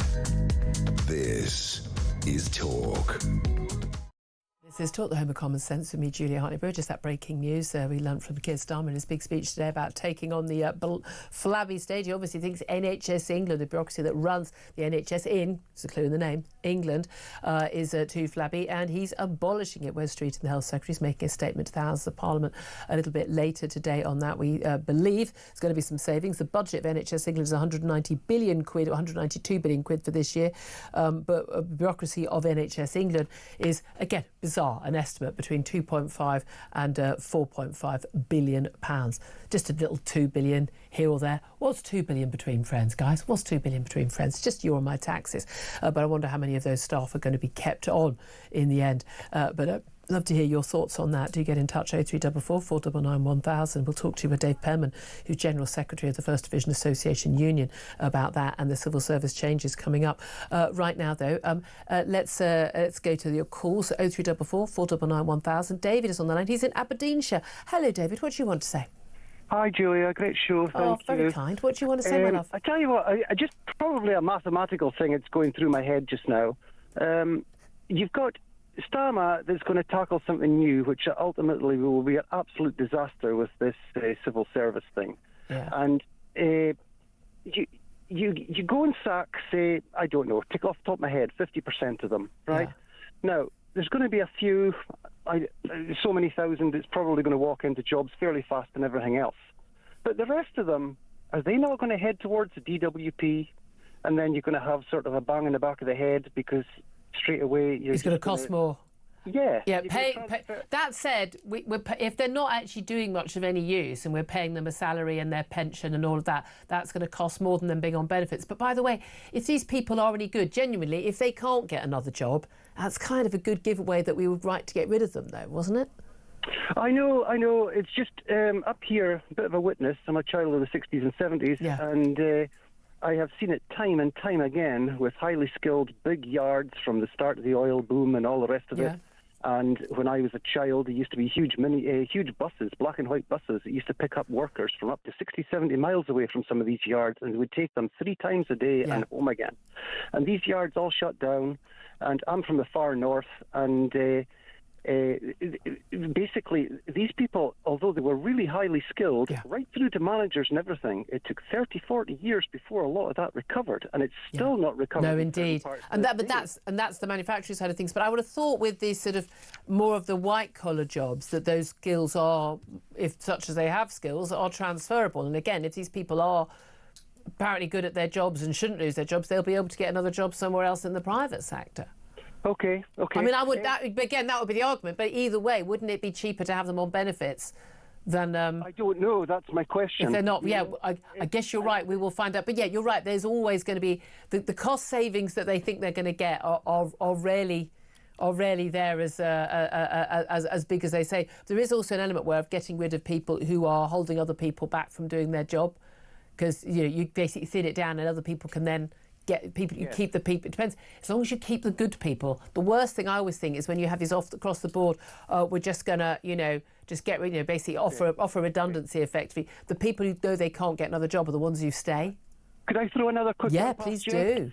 Right. I'm a hydraulic engineer to trade, and over the years working, I managed to buy a small farm. It was more of a toy farm, if you like. Anyway, we got overrun, unfortunately, with what we called Latvian squatters. Although squatter's not a Scottish word, there's no such thing up here. Anyway, people just moved onto your farm. What, their caravans? Much, yeah, there's no trespass law up here. It took me 3 years to get rid of them. Anyway, point being, these people called themselves Latvian. So I had quite an interest in trying to find out and fighting them in the legal system to get rid of them. I eventually did. It cost me an absolute fortune and lost me the farm. Which is outrageous. However, the thing was, they weren't Latvian. They were Russian, right? But as Russian occupied Latvia in the Cold War and whatnot, they had moved across the border because they were basically land for taking it, and Latvians were just pushed aside. Yeah. So they moved over there. Now, my question would be, or my thought, is, like over in the Donbass and whatnot, in Ukraine and whatnot, Putin's turning around and saying, these are Russian speakers, these are this. This justifies Russia invading, Right. Latvian, Lithuania, I don't know about Finland and etc., but I do know about the Latvian one. There is a large population of Russians staying over the border. More to the point, this is the scary thing. When Latvia got its independence, these people are now holding dual passports, European. Yep, and they can travel wherever they want. No, it's a very good point. No, we know this is a deliberate policy by Putin in the Baltic states to, again, encourage Russian speakers and Russian natives together to then justify. Yeah, I think it's only a matter of time if he's not stopped in Ukraine. I'm going to have to leave it there, David. Thank you so much for that call. Philip, do you want to come in quickly on that? Philip Ingram's still with me? Yeah, it is the worrying point, and because Putin has used looking after his ethnic population and the fact that they want to be part of Russia as his excuse to go into countries. And so in the Baltic states it's there. But we have to look at the number of ethnic Russians that are living in London as well. Yeah, but I'd like to point out, by the way, people talk about the justification for what happened in Ukraine. Even those who are Russian speakers in the Donbass region are actually, the majority of those, vast majority, are actually ethnically Ukrainian. Exactly. They speak Russian because you were required to speak Russian when the Russians were in control. But there we are. We're going to move on. I'm going to get to another call. 0344 499 1000 is the number to call. And I know a lot of you have been getting in touch. We're talking about welfare benefit reform. That's something that Keir Starmer's going to be announcing. Liz Kendall, his Work and Pension Secretary, we believe in the next couple of weeks. Philippa is on the line in Dorset. Hello, Philippa. You wanted to have your say on that? Yes, Julia. Thank you so much for having me on the show. Well, thanks for calling. What do you want to say? I am absolutely incensed by what's going on with Labour, because they are meant to be the party that look after the most vulnerable, the disabled in society. That's the backbone of what they're about with their politics and their manifesto. And they're completely doing a turnaround on it now, looking to cut so much for disabled people so they can save money and fill this huge black hole that has been created by the last government.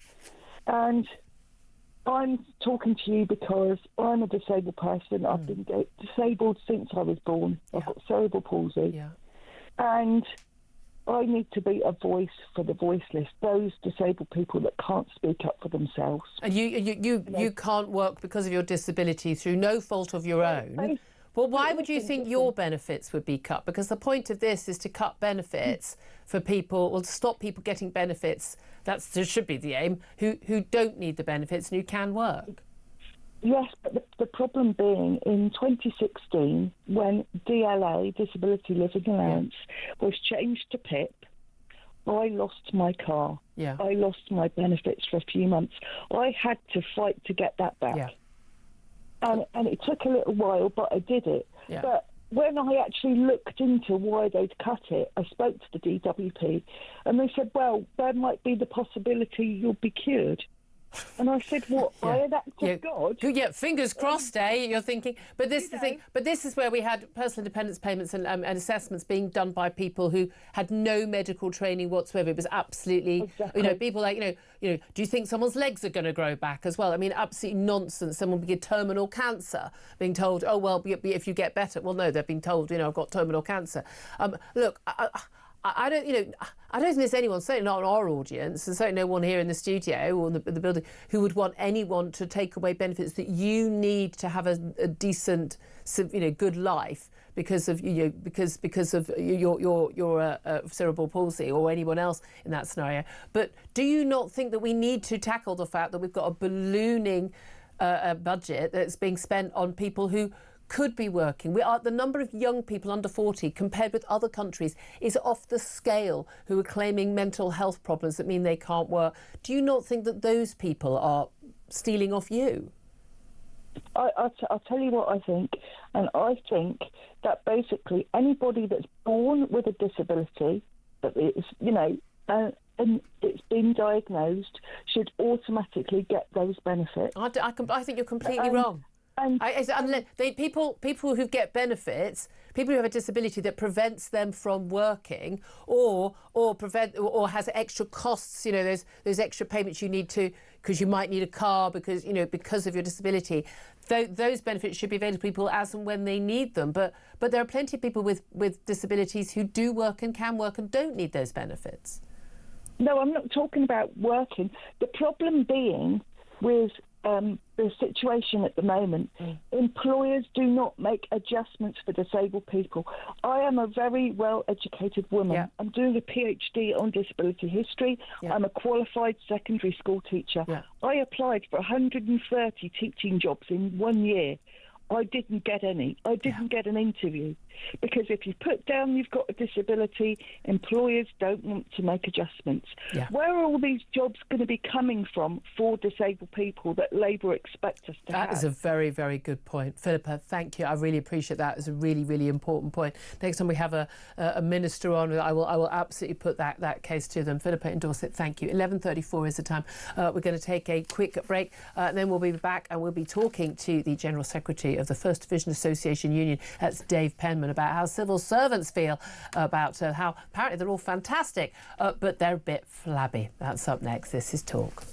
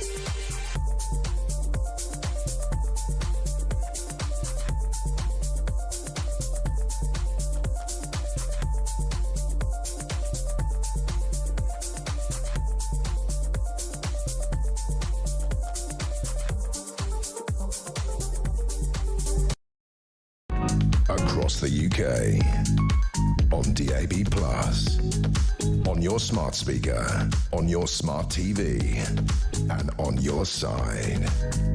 This is Talk. Very, very good morning to you. Welcome back to the show. 11:37 just coming up to you. I'm Julia Hartley-Brewer. This is Talk, the home of common sense. Philip Ingram is still with me in the studio, and we're delighted to be joined now by Dave Penman. He's the General Secretary of the FDA Union, First Division Association Union, basically the senior civil servants, the ones which I think Keir Starmer thinks are both fantastic but also flabby today. We'll come on to that, but I'd love to get your reaction to the breaking news in the last half hour or so from the Prime Minister, announced, interestingly, not in the House of Commons first, might not go down very well with the Speaker's Lindsay Hoyle, that he's going to abolish NHS England. That's the body that is basically the bureaucratic body in charge of the NHS services in England, clue in the name.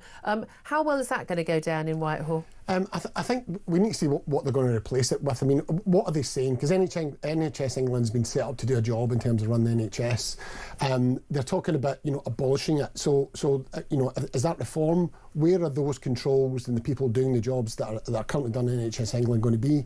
Is this simply about greater political control, because that was like an arm's length body, and what West Streeting wants is to there's another layer of bureaucracy, because you've got Department of Health in Whitehall, and no one can really work out what it is they do. If you've got NHS England who are actually running the NHS, and then you've got individual trusts and obviously the regional bodies. And they're obviously managing relationships and resources and that with NHS England. So how is that then going to work? There's a challenge for ministers because they want direct control, but that also means they get direct responsibility for what happens. Isn't there an element where, basically if someone waits, 26 hours on a trolley in A&E, the health secretary gets blamed for it anyway, so he may as well be in control of whether that happens or not. And I think that's probably where the government have landed on this. So so that's fine to say that's abolished. What you're going to replace it with? How are you going to manage it? Well, it's going to be the same people, isn't it? So you're going to make a load of people redundant. Everyone's going to get a nice big payoff, and then they're all going to be hired back as consultants or new staff and get another nice big six-figure salary. I mean,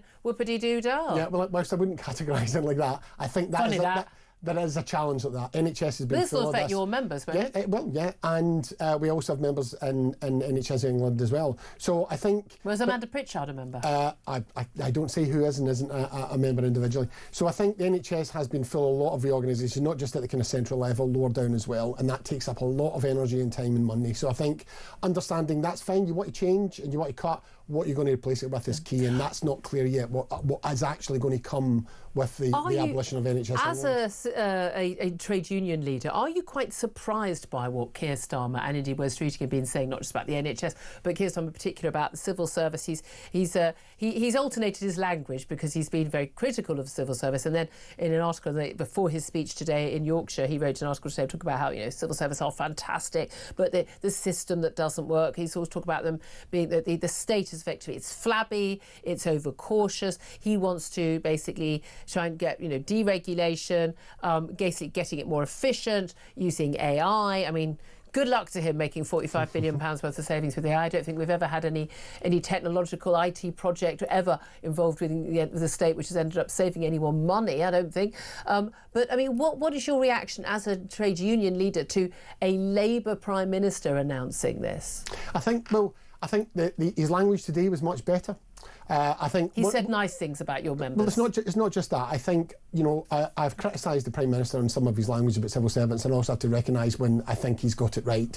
So what he talked about today about the problems with regulation, and he recognised that wasn't about the people who have been tasked to do that, because governments set up regulators, parliaments passed laws that just ask regulators to enforce, and you can't blame the civil servants who are doing the job they've been tasked with for why there's over-regulation. And I think the Prime Minister today made it a little clearer that actually what he's talking about is that system rather than the individuals, and some of the times his language has seemed to blame civil servants for actually what are systemic problems around government.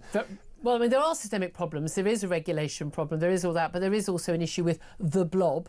And it was something that Tory ministers particularly complained about, civil servants complaining because someone asked them to get them a sandwich in the wrong tone of voice, and making complaints of bullying when people were asked simply to do the job they are paid by the taxpayer to do, supposedly servants to the state.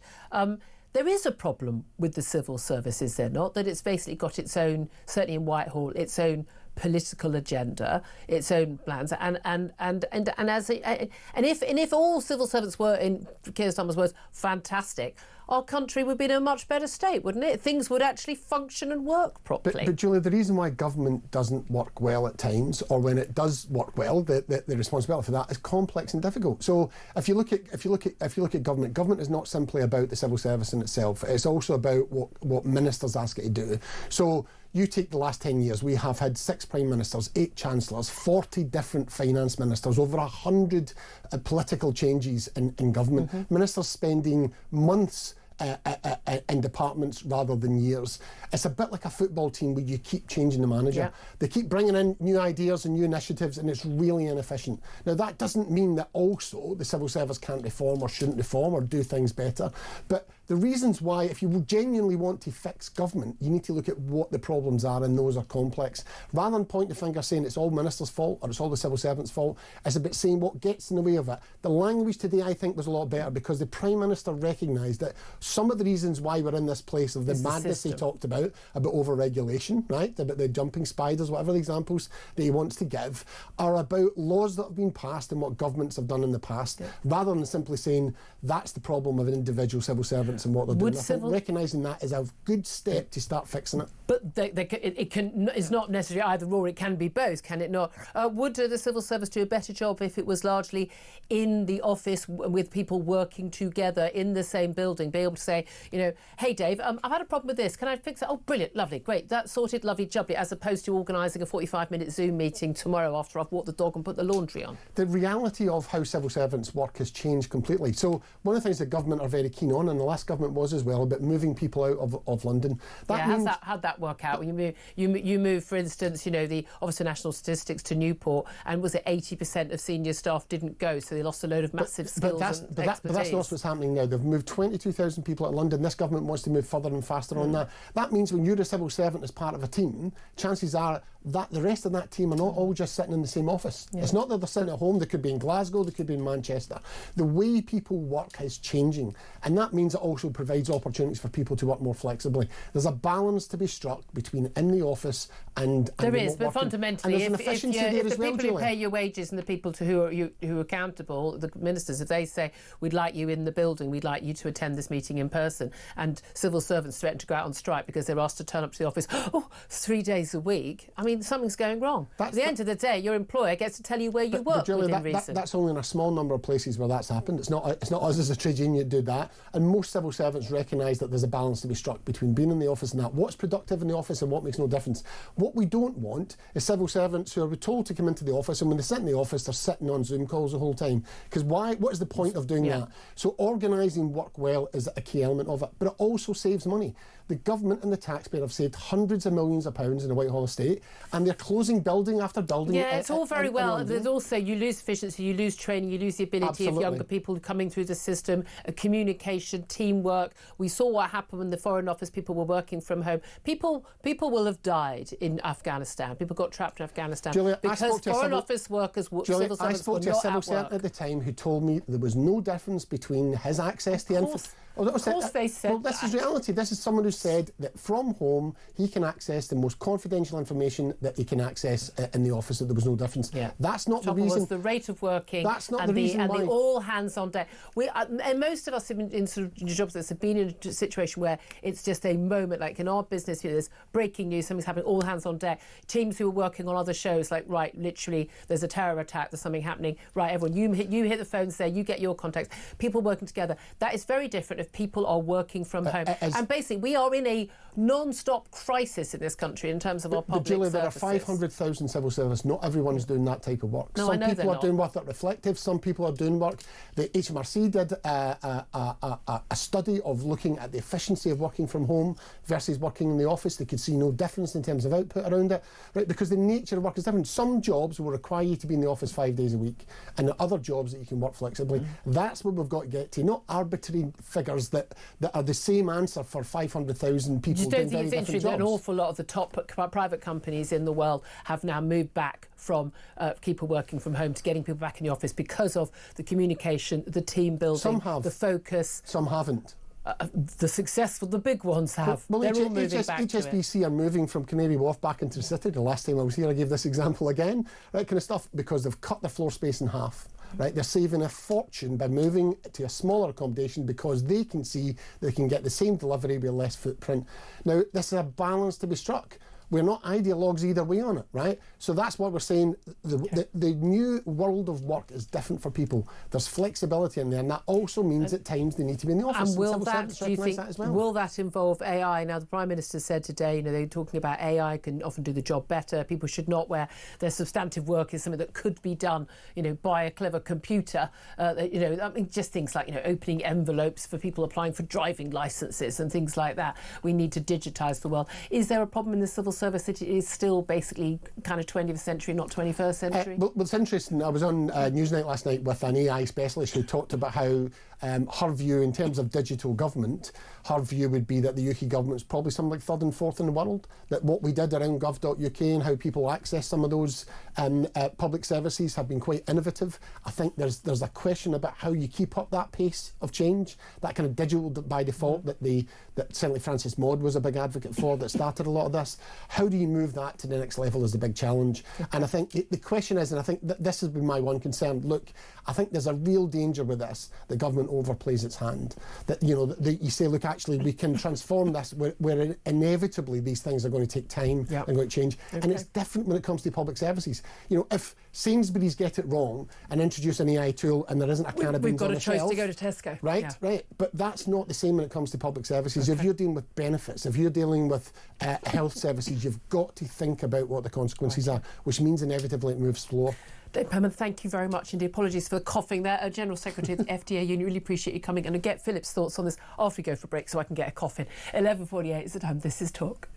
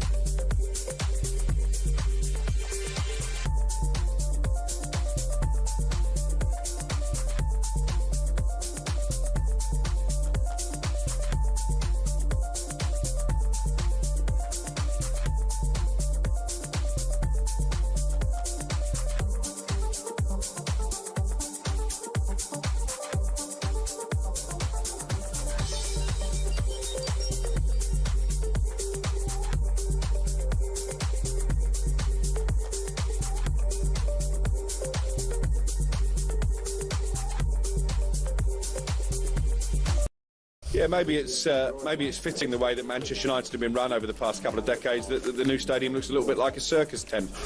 My wife actually, she's from Bognor Regis, and of course they've got a Butlins there, and she did say when the design came out yesterday with the three giant masts that are apparently going to be visible from the Peak District, looks like the big top at Butlins. So obviously there's always going to be a little bit of criticism. I'm torn. I'm a Manchester United fan. I'm a traditionalist. I love Old Trafford, but I understand financially why maybe it makes sense to build a new stadium.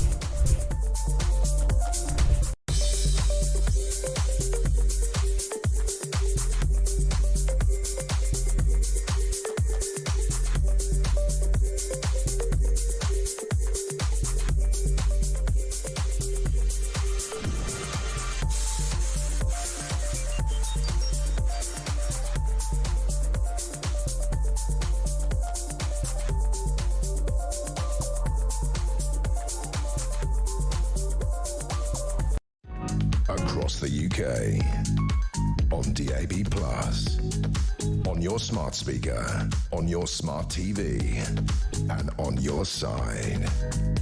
This is Talk.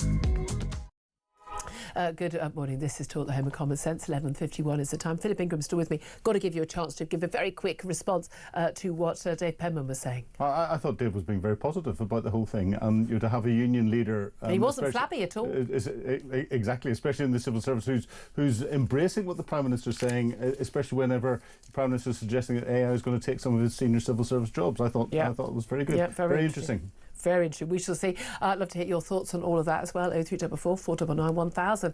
I also want to ask you, have you got a smart meter for your gas or electricity? Because my goodness me, those energy companies are desperate to give you a smart meter. I think I must get an email pretty much every week from my supplier, EDF, asking me to take on my a smart meter. I always refuse because I don't want one. However, an awful lot of people are having them forced on them by their gas companies and their energy companies. Particularly British Gas is one of the worst responsible, even though legally they cannot be forced on customers. Well, let's talk about this with Ross Clark. He's the author of the brilliant book Not Zero, How an Irrational Target Will Impoverish You, Help China and Won't Even Save the Planet. Good morning to you, Ross. Good morning, Julia. Now, the point of these smart meters, we're told, is about reaching net zero targets. The energy companies have been given a target and a budget to, we expect you to fit these energy meters, and the point of these smart meters is what?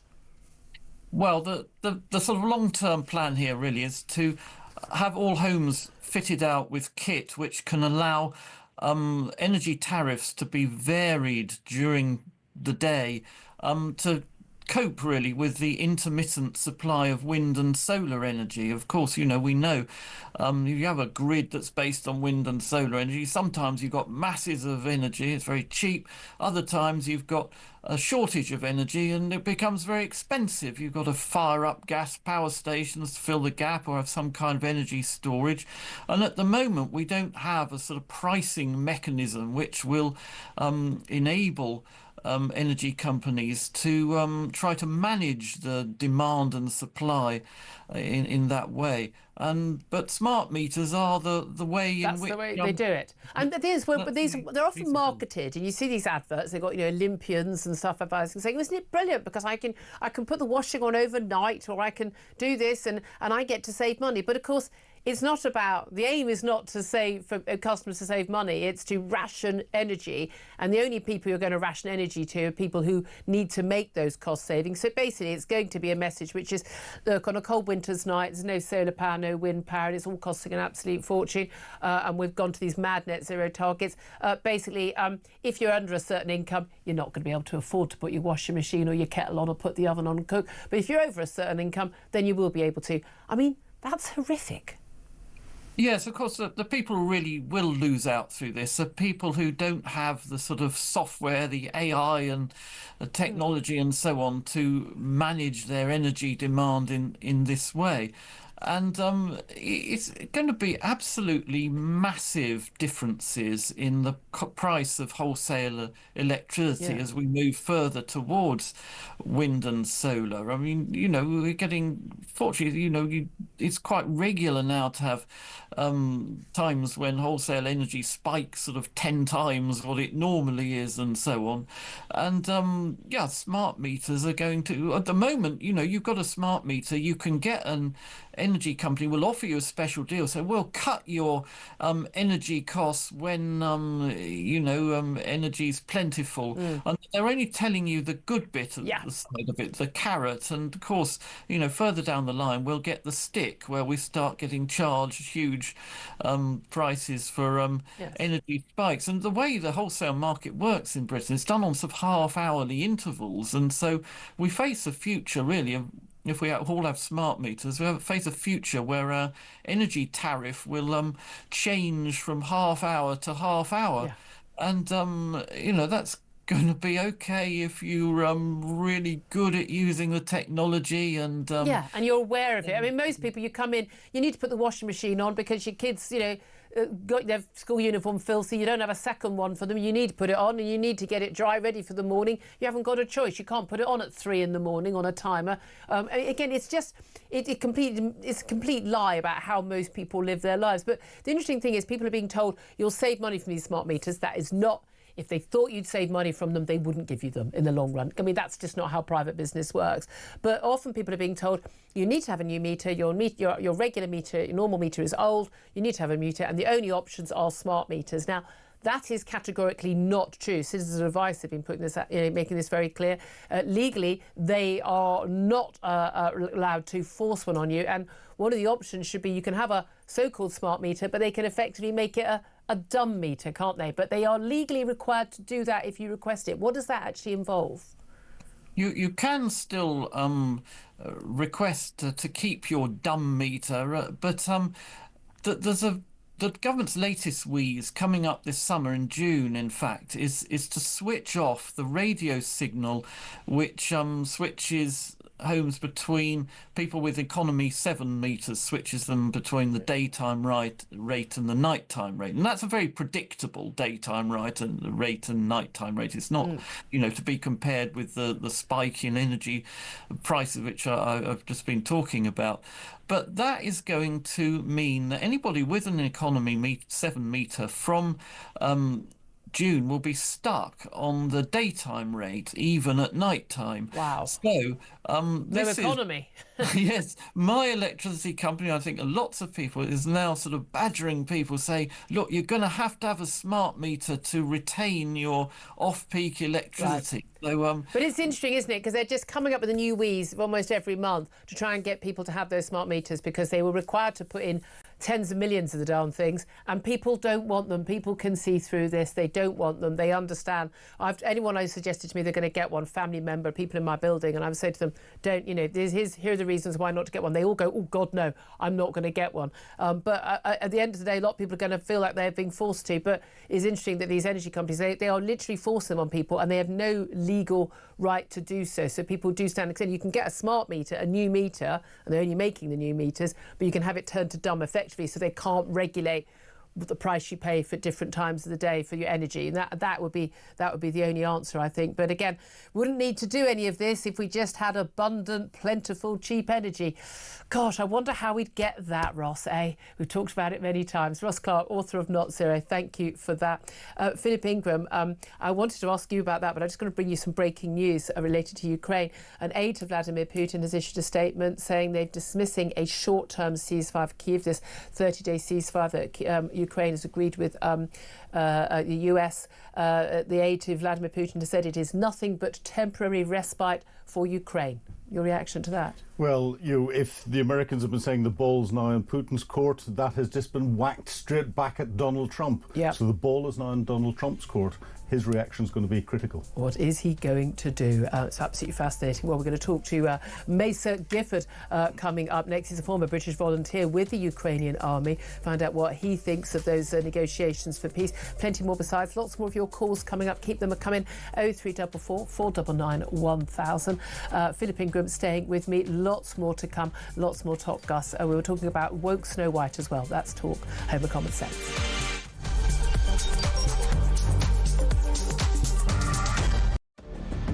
I can announce this government will begin the biggest sustained increase in defence spending since the end of the Cold War. Yeah. We will deliver our commitment to spend 2.5% of GDP on defence, but we will bring it forward so that we reach that level in 2027. The answer from European capitals has been as resounding as it is clear. We are in an era of rearmament. To respond to the short-term urgency to act and to support Ukraine, but also to address the long-term need to take on more responsibility for our own European security. On Saturday, we also agreed a new £2.2 billion loan for Ukraine, backed not by the British taxpayer, but by the profits from frozen Russian assets. Yeah.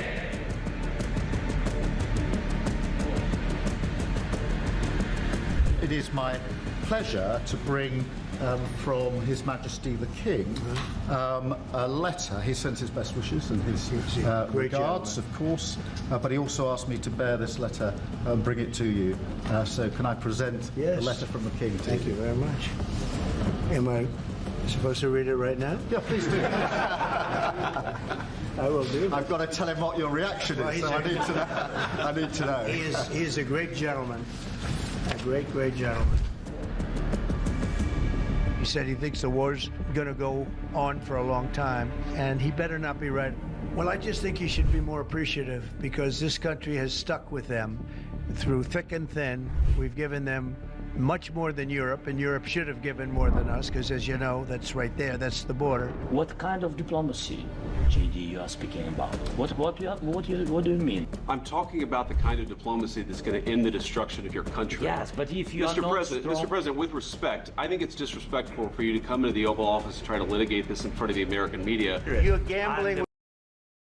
Across the UK, on DAB+, on your smart speaker, on your smart TV, and on your side. This is Talk.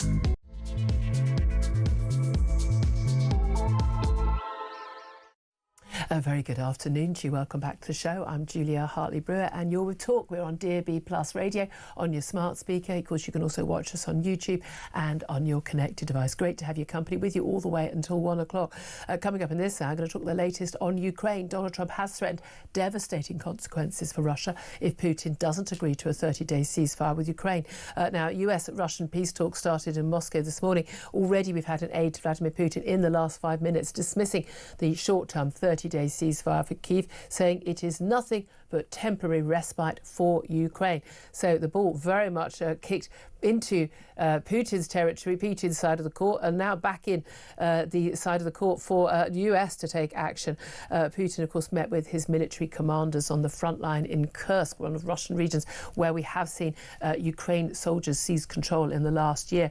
We'll talk about that with Mesa Gifford, a former British volunteer with the Ukrainian army, in just a couple of moments. Plus also, Britain is no longer a rich country after 15 years of stagnation, with parts of the UK now worse off than the poorest regions of Slovenia and Lithuania, according to a new report from the National Institute of Economic and Social Research. This, by the way, as we see more and more people now paying 40% tax rates as well, the higher rate tax rate. Plus, we're going to talk about Disney facing a backlash against woke ahead of the Hollywood premiere of the remake of Snow White. Even the title of the film had to be watered down, not to include the term dwarfs, even though they're rather a fundamental part of the plot. Is it the end of woke in Hollywood? Fingers crossed, folks. At the end of the day, it's money that talks, isn't it? But we'll talk about that a little bit later as well. I'm so delighted to be joined still in the studio by Philip Ingram, MBE, former senior military intelligence officer. Just to give you a longer time to react to that news that's come out of Moscow, these talks beginning, these peace talks. Crucially, we know the hope is that we're going to get some sort of movement towards a ceasefire in Ukraine, agreed by the Ukrainians. Let's face it, they didn't really have a choice, did they? Zelensky being invited back to the White House. That may happen in the next week. Donald Trump saying he's spoken with Vladimir Putin, planning to speak with him again.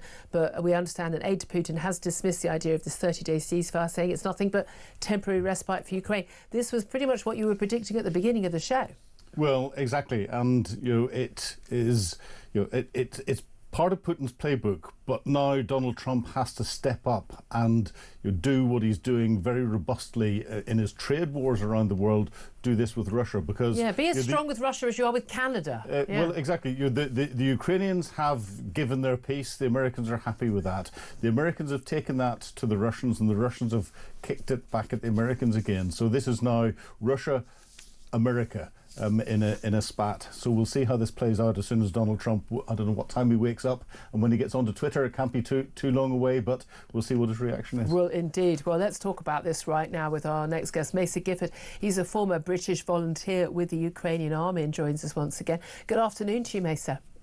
Good afternoon. Your reaction to this is a statement, as said, from Yuri Yushakov. He said in a TV interview, and he's a close aide to apologies, that was Freudian, wasn't it? Vladimir Putin. He said that Russia did not need any steps that imitate peaceful actions in this situation. Any truce must account, he said, for Moscow's interests, and a ceasefire with Ukraine would simply give their military time to rest and rearm. This is nothing other than a temporary respite for the Ukrainian military, nothing more. Your reaction to that, Mesa? I'm just very not surprised at all. Both sides need a rest. Both sides are suffering in different ways. Yet at the same time, Putin very much feels on top of the world at the moment. I think that's what's very indicative of that, is the fact that he went to the front line for the first time either ever or for a very long time. Philip may be able to correct me on that one.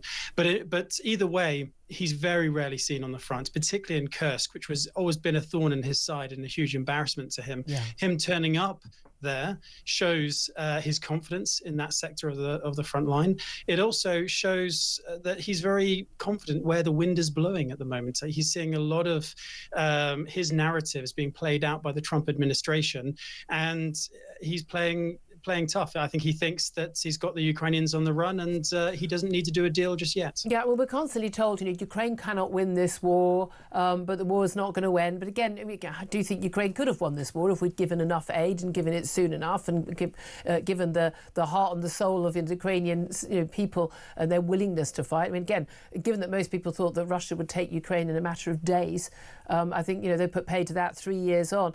I mean, the fact that even the Ukrainian army was allowed to take any territory around Kursk, okay, now it looked like they're in a sort of a pincer movement and being forced out, but it was a negotiating position. But this is the thing, all the pressure from Donald Trump in recent weeks has been on Zelensky, it's been on Ukraine to cede, the mineral rights, to cede territory, to agree to pretty much anything without a security guarantee. We're told that simply having some American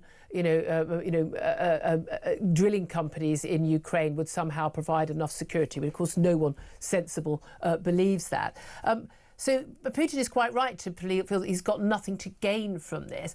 But realistically, doesn't he also want to extricate himself from the war? And if it were the case that he could keep Crimea, as is very likely, keep these 4 regions in the Donbass region, and war could be over, would he not be able to play that as a win for his domestic audience?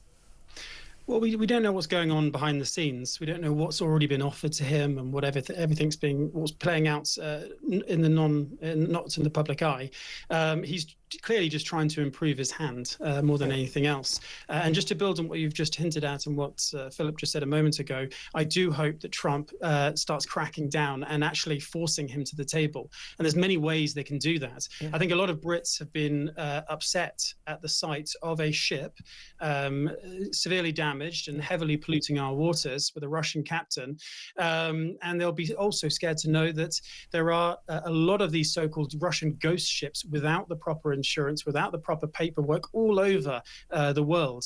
And I would really hope that Britain, America, Europe, etc., will actually start cracking down on these ghost ships, actually forcing them either out of their waters or searching them, detaining them, etc. Also, of course, they've got hundreds of billions of dollars in our monetary system that we could take and give to Ukraine.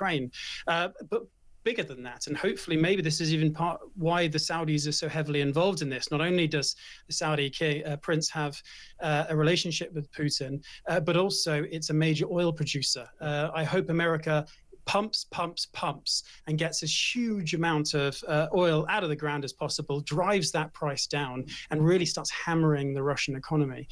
Because then hopefully it'll bring Putin to his senses.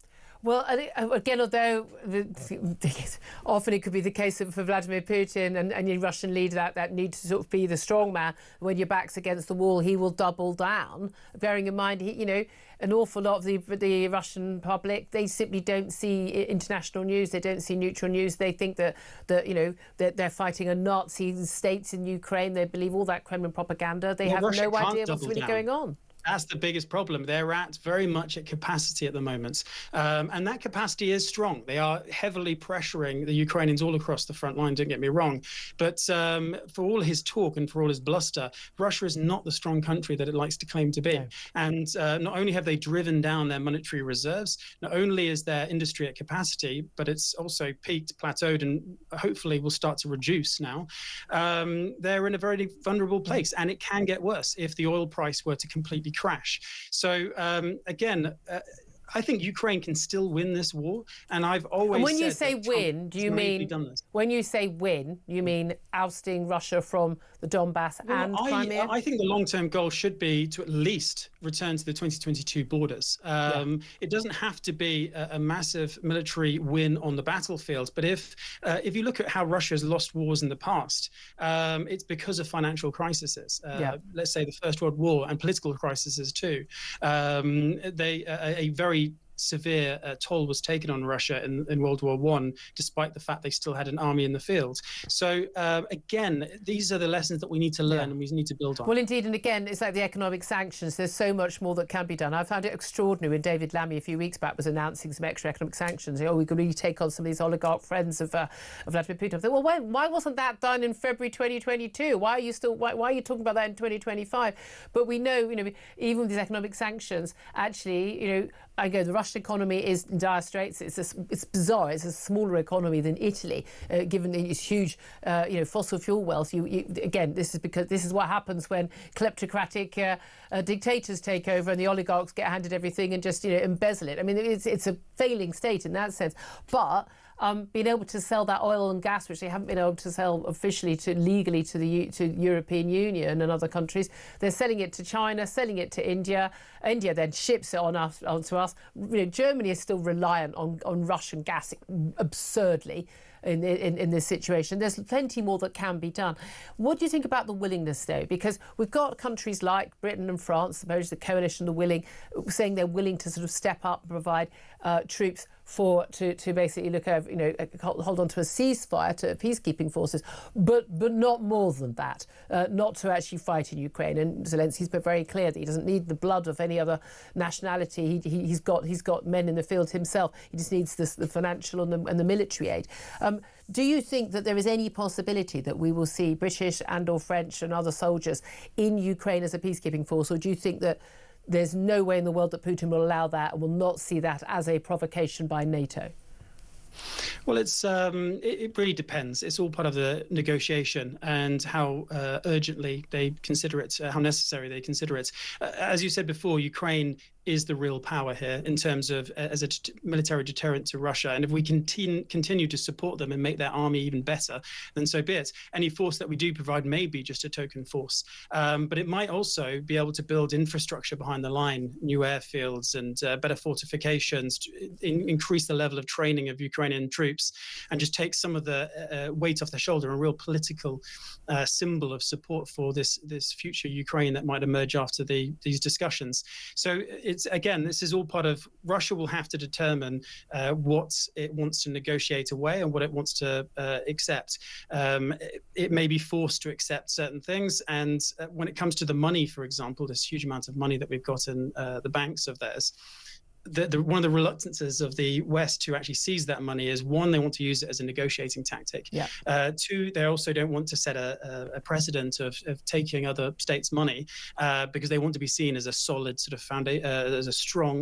Basically, all the dodgy money around the world will start going into other banking systems, basically.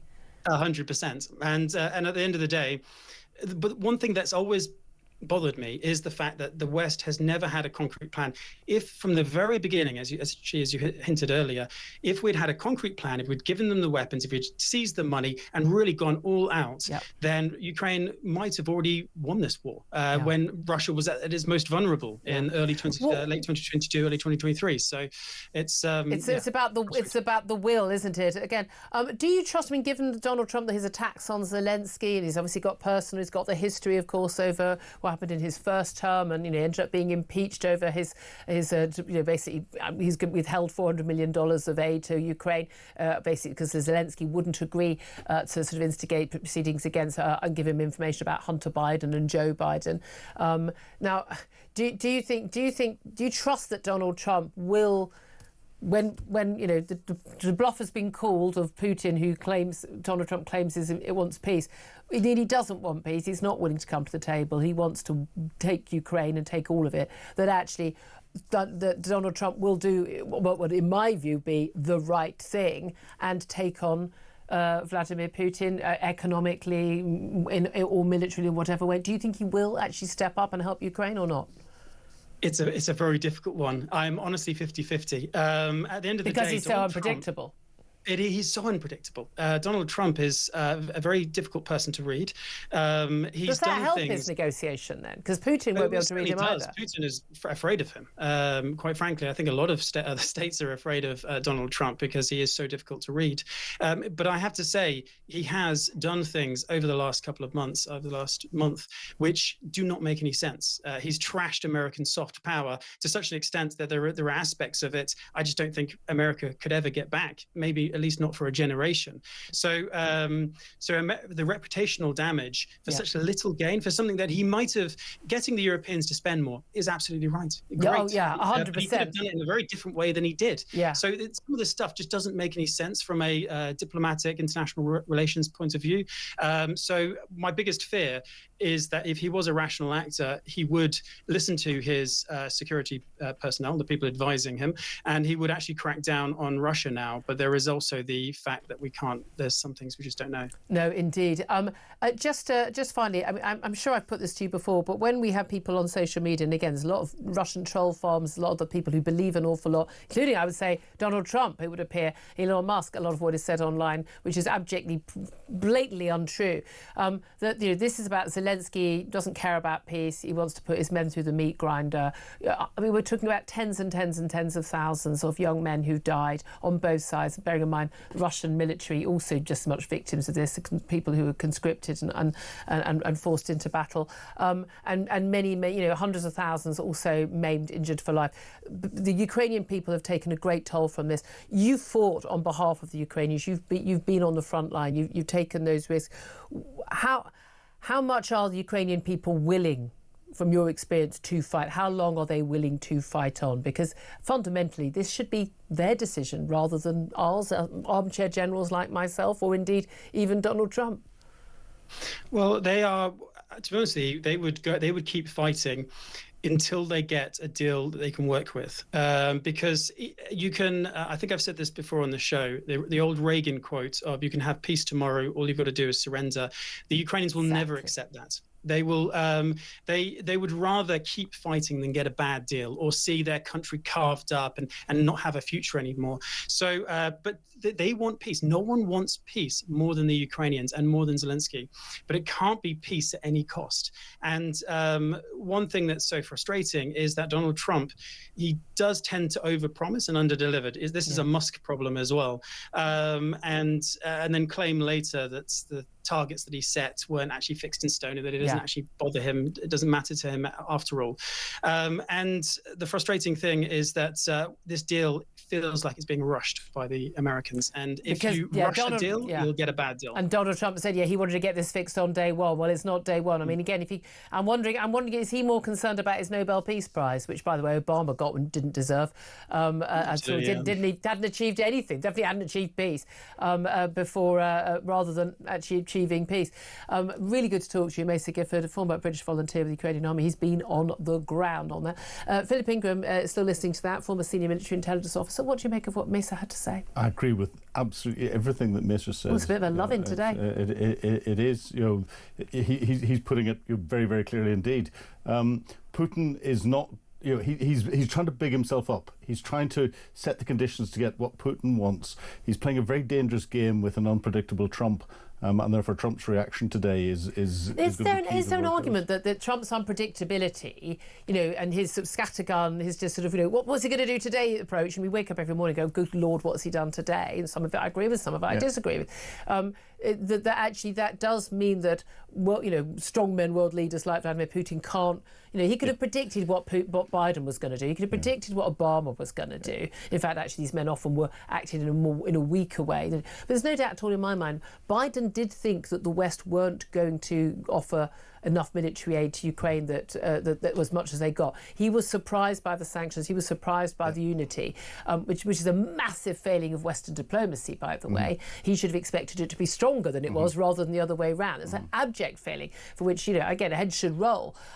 But if he can't read Donald Trump, if he thinks Donald Trump's on his side, he can get away with it, and then he gets hit with massive sanctions, then he gets hit with massive military aid to Zelensky because he won't come to the table. That could work in Ukraine's favour, couldn't it? It could do. There's two things that are the result of the uncertainty that Donald Trump creates. One, greater uncertainty in those other decision makers, so they're less likely to do something, but also potential greater opportunities where someone goes, oh, actually, he's causing confusion left, right and centre. I'll exploit that and just deal with it. So he's making us more stable in one hand and less stable in another. And the war is not going to be won. Everyone talks about whether you're going to win it in the front line. No, there are three levels of war. The tactical level, which is the front line, the operational level, which is what's going on, Russian attacks into Ukraine, Ukrainian attacks into Russia, to the wherewithal to be able to continue that tactical battle, and then the strategic level. Strategic level we're saying at the minute, which is the international negotiations. Operational level, Ukraine's winning, tick, because they're attacking Russia proactively. The tactical level is virtually stalemate. Yeah, OK, fascinating. Thank you very much. Love to hear your thoughts on all of this. 0344 499 1000. It doesn't have to be a love, we don't have to all agree. Always happy to take on different views. But particularly after Vladimir Putin's aide has basically said that basically any truce is in Ukraine's interest, so we're not going to play. That's basically a summary of what they've said. What a surprise, eh? Weird. I just thought Putin wanted peace.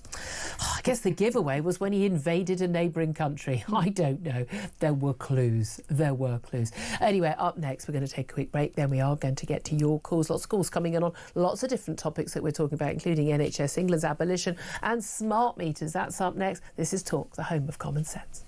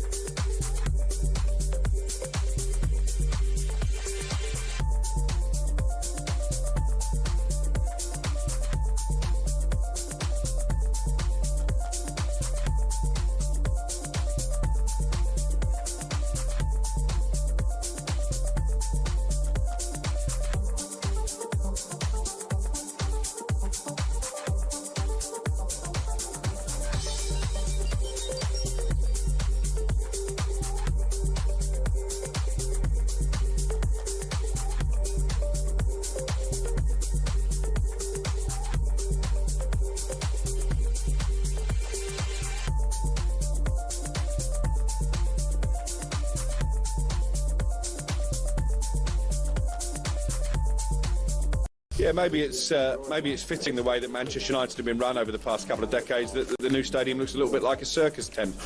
My wife actually, she's from Bognor Regis, and of course they've got a Butlins there, and she did say when the design came out yesterday with the three giant masts that are apparently going to be visible from the Peak District, looks like the big top at Butlins. So obviously there's always going to be a little bit of criticism. I'm torn. I'm a Manchester United fan. I'm a traditionalist. I love Old Trafford, but I understand financially why maybe it makes sense to build a new stadium.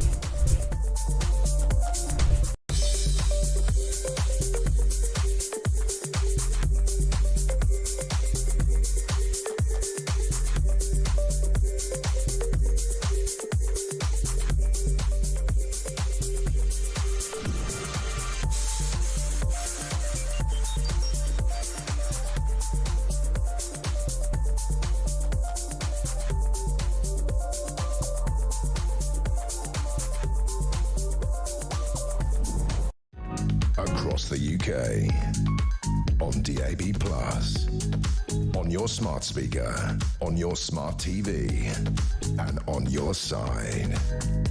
This is Talk. Very good afternoon. Welcome back to the show. 12:25 is the time. I'm Julia Hartley-Brewer. Let's get straight to your phone calls. 0344 499 1000 is the number to call to have yours say. And I know George is in Portsmouth. And George, you want to talk about the really shocking news we had in the last hour that the Prime Minister is going to abolish NHS England. Yeah, so I kind of would like to thank you for taking my call, by the way. Thanks for calling. First of all, I'd like to just temper my opinion by saying I think this is an opportunity for good reform. I don't necessarily have overwhelming confidence that good reform will come.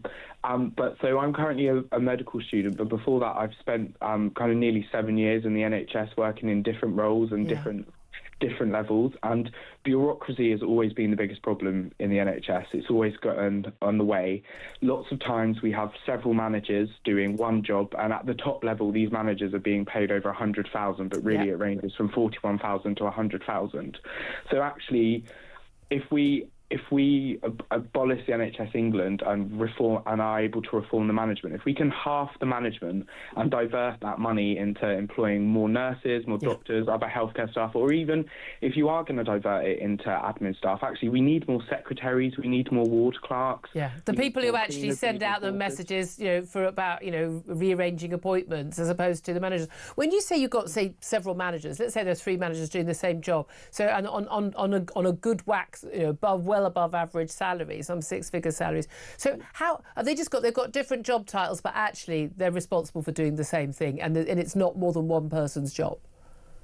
Yeah, so essentially it's kind of like it's one job that has been split between 3 people, and you think, one of you could do that job. Why would a hospital manager... This is the thing. If you're a hospital manager, you're an NHS trust manager, and you've got a really tight budget. I mean, they've got huge budgets, but nevertheless, they've got to do a lot with it. And you've got people who are sitting in A&E for 26 hours on a trolley because you haven't got enough nurses and doctors. But why would you be paying 3 managers to do the job of one person, rather than using that money to hire more nurses and doctors, radiographers, porters and cleaners or whatever? Well, that's a brilliant question, really, isn't it? That's my thing. I don't understand the motive. I don't know why, if you're in that job, why you wouldn't want it. Is it just jobs for your mates? Is it what else is going on? Because it's immoral to to pay people big salaries to do jobs that are non-jobs when you actually could hire people who could literally save people's lives is immoral. Yeah, no, I would agree with that. And actually, I think a lot of this happened during Blair's reform of the NHS. That's when he brought in all the managers, and then NHS England obviously was a Tory design later on. Yeah. But to be honest, like in my experience, the best managers have been the managers who have been people that have done nursing, or they've been doctors and they've gone into a management role. And because they have the clinical experience and they've been on the ground for so long, they know where the resources need to go. They know where the money needs to go. And I think really this is a good opportunity for Keir Starmer to bring that back.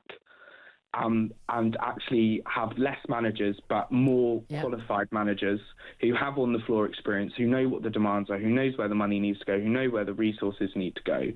And I think also, because so I can tell you the central NHS England budget for administration was 608 billion.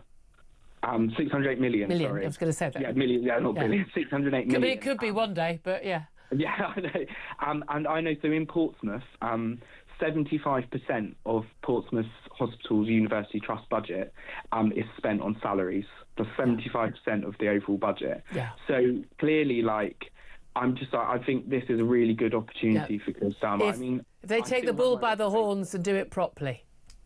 Yeah, exactly. And I mean, at the same time, I know this means people are going to lose their jobs. So I hope he kind of sticks to his word when he did say they're going to work with the people that will be losing their jobs to kind of see where else they can go and kind of help them move on to other things, which I hope they do. But I feel kind of optimistic that this is kind of reform that people in the NHS have been saying needs to happen. Well, yeah, I mean, it sounds like it. It was really nice to have that positive call on that. And I mean, it's negative about what's going on now, but if they actually are on top of it, it's interesting. It seems to me that it's almost easier for Labour to do this than the Tories, funnily enough, because, of course, Labour would be screaming out loud about how awful this was if Tories were doing this. George in Portsmouth, thank you very much, and good luck with your medical training.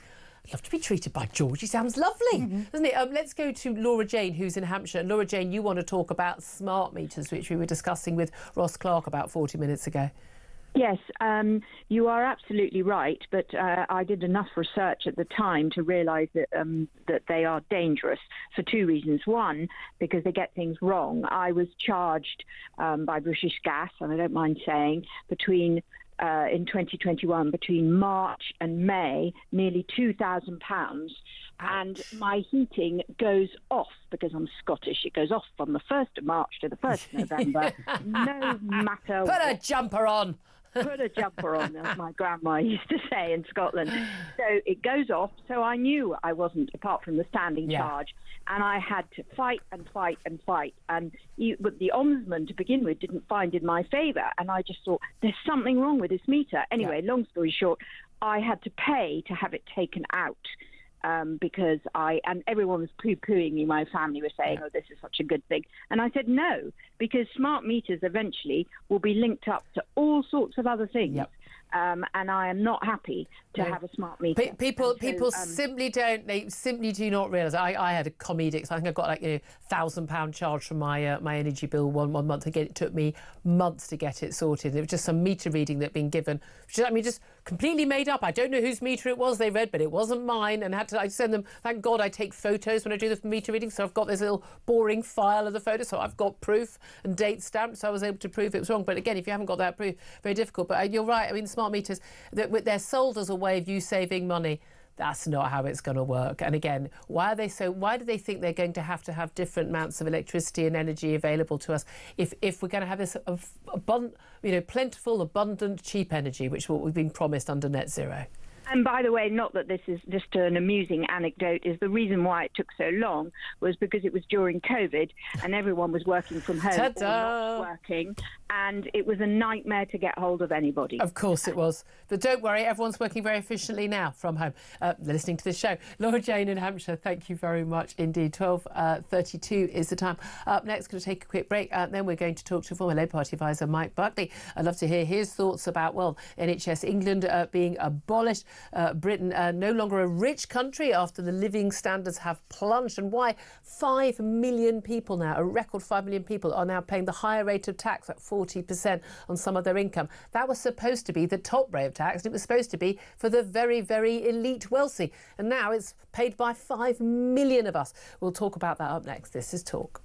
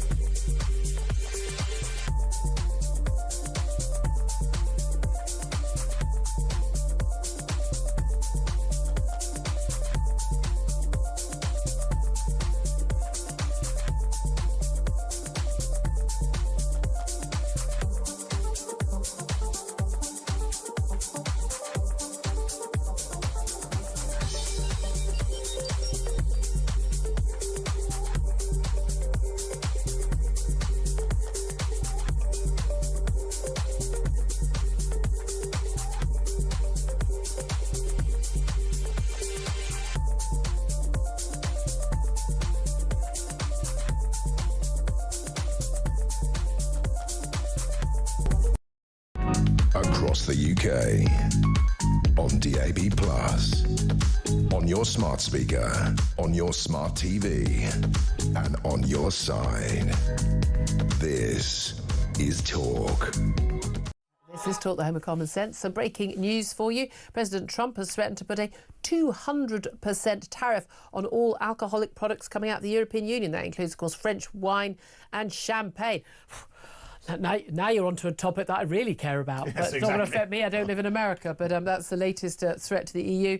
I don't know if he's going to put a threat on our English sparkling wines. I don't know. Or Scottish whisky. Scottish whisky. Yeah, I mean, that's a massive export. Yes, exactly. That seems to be, as far as I can tell, looking at the joint bank account, a massive part of my household expenditure when my husband gets hold of a credit card as well. Yeah, exactly. Well, if I notice, mate. If it goes on to spirits, Irish whiskey, that from the Republic is EU, that from Northern Ireland, Bushmills Very good point. isn't. Yeah, very good point. Well, we shall see latest developments there.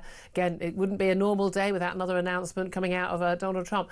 Right now, let's turn our attention to Mike Buckley. He's a former Labour Party advisor and joins us now. A very good afternoon to you, Mike. Good afternoon, how are you? Very well indeed. Lots to talk about. Can I ask you, it wasn't on a list, but we don't expect it to be announced today by Keir Starmer, his speech about sort of, reforming the civil service, the fantastic civil service that is never less flabby and overcautious. The announcement today that he's going to abolish NHS England, that bureaucracy there, and basically take sort of Department of Health taking control directly of the NHS. Do you welcome that? Is that a good idea, or are there risks involved in doing that? I think there's always risk involved in a big reorganisation of a huge organisation, and the NHS is a very huge organisation. But I think this is a welcome move, and we all know that the reforms that were introduced 13 years ago now by the Conservative Liberal Democrat coalition government were very, very bad for many, many reasons, and introduced huge extra bureaucracy and lots more complexity into the NHS system. And they were so bad that indeed the Conservative government a few years later rolled back a number of those reforms. NHS England was one of the ones that remained. And as we know, it's a huge organisation, thousands of people working there, as well as, of course, lots of people working in the Department of Health, as well as people who are working in different NHS trusts around the country. There's a load of people running this health service, aren't there? There don't seem to be very many actually doing the work. And there's a lot of complexity as well. So I think this simplifies the system. It brings it back under democratic control. I mean, I think there were situations under the last government where the Department of Health would basically, when things were going wrong, would basically say, well, it's nothing to do with us, which of course just makes you think, well, what are we doing voting for you as a government then if you're just going to say it's not your problem? Ludicrous. So of course what this does, it simplifies the system. It means that Wes Streeting is actually genuinely in charge of everything that goes on. He is thereby accountable. We can hold him and the government to account 4 or 5 years from now or 4 years from now when we have a general election. So I think this is good. But isn't there also a risk, I mean, to a certain extent, that we hold the government to account for failings, if people are on a trolley for a long time in the A&E department anyway, or someone doesn't get their accounts straight, well, we hold the government to account for that anyway. But is there a risk that actually taking out that extra body, it does politicise it all a bit more? Or is the NHS, the running of the NHS, the funding and the structure of it, is it inherently political anyway? It's going to be political always. I mean, in a way, it's one of the biggest things the government does, of course, along with national security and education and, keeping the lights on, I suppose, because it affects all of us. We're all going to get ill at some point in our lives, and all of us are going to have family members or close friends that are going to get ill. So it really matters to all of us because we know that we need it or we're going to need it at some point, And also, we want our loved ones to be well cared for when they get sick or face particular crises in life. So, of course, it's going to be political. And it's going to be main things that can be judged on. Now, we know that the Prime Minister is probably facing some sort of level of backlash from backbench Labour MPs about planned cuts to welfare, in particular personal independence payments to disabled people. But, of course, we are no longer a rich country. Who's saying that? Well, it is the National Institute of Economic and Social Research. They've carried out a new report saying, basically, economists saying parts of the UK are worse off than the poorest parts of nations like Slovenia and Lithuania. We've had 15 years of stagnation. UK living standards have plummeted. We're kind of getting into a stage where I know we're much richer than a country like Greece, but where we expect to sort of have, the sort of German levels of public services whilst paying, Greek levels of taxes, though we're also now paying huge levels of taxes as well, but we're not getting the public services that many people expect and deserve. Do you agree Britain's no longer a rich country? No, I don't agree with that we're no longer a rich country. I mean, my first career was as an aid worker working in genuinely poor countries, and we are still, of course, in an incredibly different, rates to that in terms of our wealth, our income, our ability to spend, our standard of living, etc. However, there are clearly some very, very poor people in this country, and this research isn't really new. There was a big FT, Financial Times analysis on this a couple of years ago now, showing that poorer people in this country are now poorer than those in Slovenia and countries in Eastern Europe, that we would in decades past have thought, we're obviously going to be more wealthy than those people. This is partly a result of inequality, but it's partly, as this institute is now saying, a result of the fact that the economy just hasn't grown. We've had a succession of governments, over the last 15 years that have made bad choices about the economy. And indeed, this government has set out a claim to say we're going to turn that around. It's a big ask, but of course they are But pulling it's out all interesting the you say that the Tories have made bad choices in the economy. Again, it's interesting, you look at what the austerity years from 2020. Well, the Tories got re-elected in 2015 as a majority government themselves. So the public seem to feel that those decisions were right. Lots of Labour backbenchers, Labour supporting unions and Labour voters unhappy with some of the choices Keir Starmer's made, putting up some taxes, particularly national insurance and the like, but also trying to make some cuts, and we're talking about expectation where there will be some spending cuts, welfare and the like, coming up in the next 2 weeks in the Chancellor Rachel Reeves' spring statement. But aren't those exactly the sort of choices that David Cameron and his Chancellor George Osborne had to make in 2010 onwards, because there was no money left? And it's all very well to say, oh, I don't like austerity. Well, when you can't borrow anymore and you can't tax anymore, what are the choices?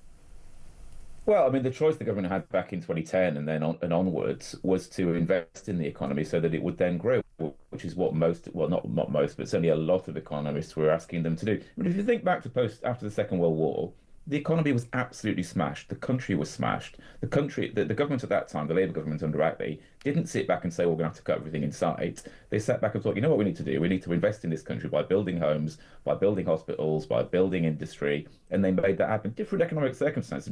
They made the opposite choice to Cameron and Osborne, and that started the post-war boom that lasted until Mrs. Thatcher. But again, very different economic circumstances, as you'll know. But are the circumstances that different now? I mean, dealing with the fallout from lockdown, again, supported by Labour, dealing with the fallout of the Ukraine war, again, same policies supported by Labour as the Tories. Whoever was in power would be dealing with this set of circumstances, just as whoever was in power in 2010 would be dealing with these circumstances. And yet the choices do seem to be remarkably similar: cutting back on waste, cutting back on welfare, and raising taxes. I mean, there is a conversation in the Labour Party about economic policy and whether Rachel Reeves should be doing more to borrow or to raise taxes on wealthier people or bigger businesses. At the moment, she's decided that we've maxed out borrowing, we've maxed out the amount of tax that we can take in without causing further harm to the economy. And of course, I, not being an economist or running the Treasury, need to accede to her greater wisdom. Well, I mean, obviously, she's got great experience as an economist, just not quite as much as she's claimed. Well, she's got significantly more than I have, so I will give her that. OK, well, let me ask you, in terms of taxes, latest stats showing, it's front of the Mail today, a record 5 million people are now paying a higher rate tax. That's the 40% rate, not the top rate of 45, but the higher rate of 40% on parts of their income, at least on the top aspect of their income. An extra 680,000 people dragged into that tax bracket compared to a year ago. This, of course, doing this fiscal drag. Basically, if you don't change the thresholds for paying that extra tax, but wages have gone up due to inflation, then more people get dragged into it. Now, this is a tax that hits in when people are earning, frankly, a lot less than the sum that people thought they'd be earning when they were paying that sort of rate of tax.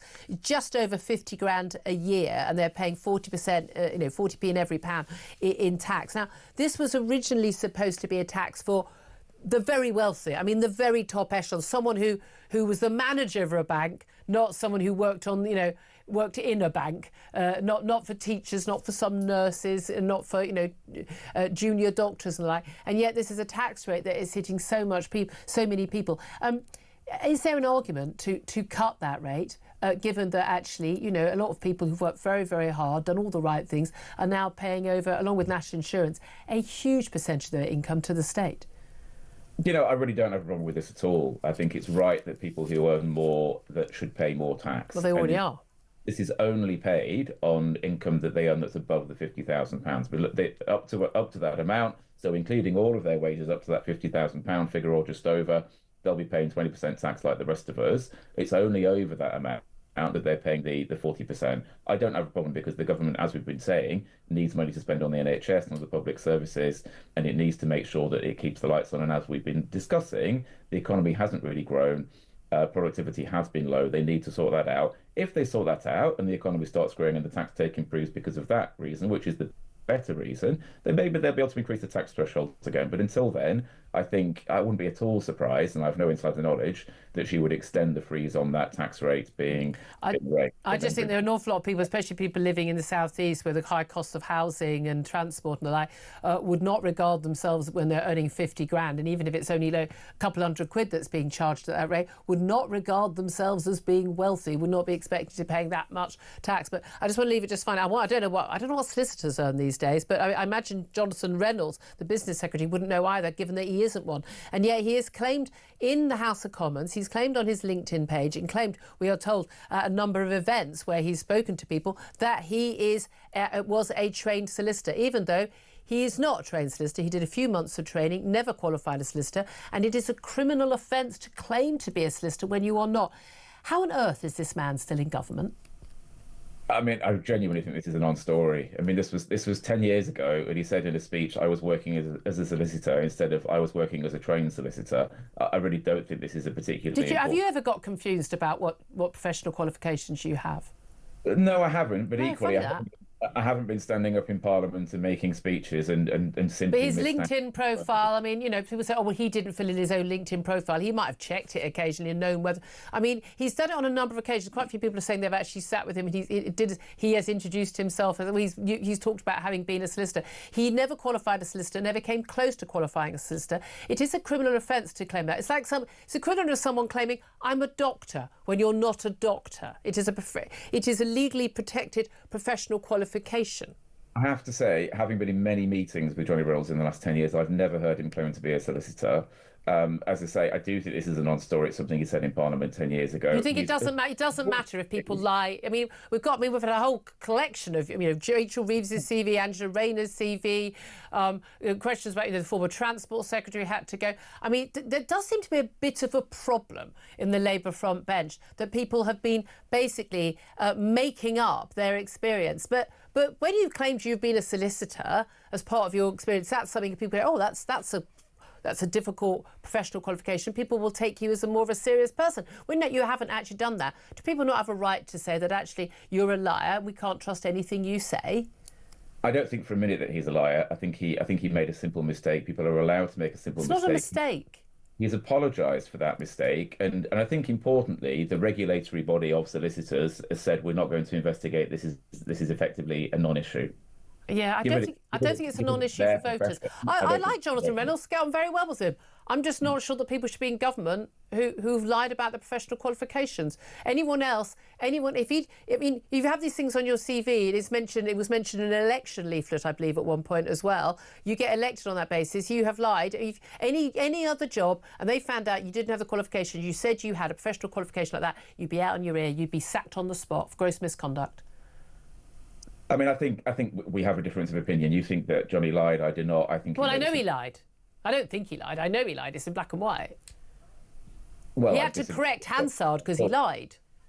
You think it was an inadvertent slip of the tongue, an inadvertent slip of the typewriter on LinkedIn? Quotes this morning, and he simply said that he did say that he'd been a solicitor. He's now corrected the record, which is so he lied when it comes to Hansard. So he lied. No, he lied at all. He was simply giving a shortened version of the truth. He did, instead of saying I was working as a trainee solicitor, he said I was working as a solicitor. But they're not the same things.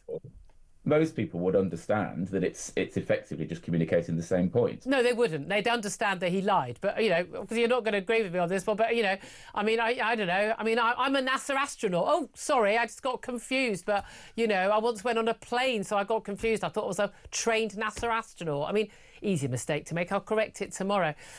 Mike Bartley, good to talk to you, former Labour Party advisor. Philip Ingram, you're former senior military intelligence officer. You've worked in a business where, people adhering to facts and understanding the importance of facts matters because it costs lives when people get things wrong. What do you feel about a government minister? As nice enough a bloke as he is, if you lie about something like that, or make a mistake about something like that in inverted commas, should you still be in office? I'm a brain surgeon. Is very different to I'm an aspiring brain surgeon. That's the one word that was out there. He has deliberately misled people on numerous occasions and therefore should not be in office. He's the business secretary. If he was employed in business in the City of London, anywhere, he'd have been sacked.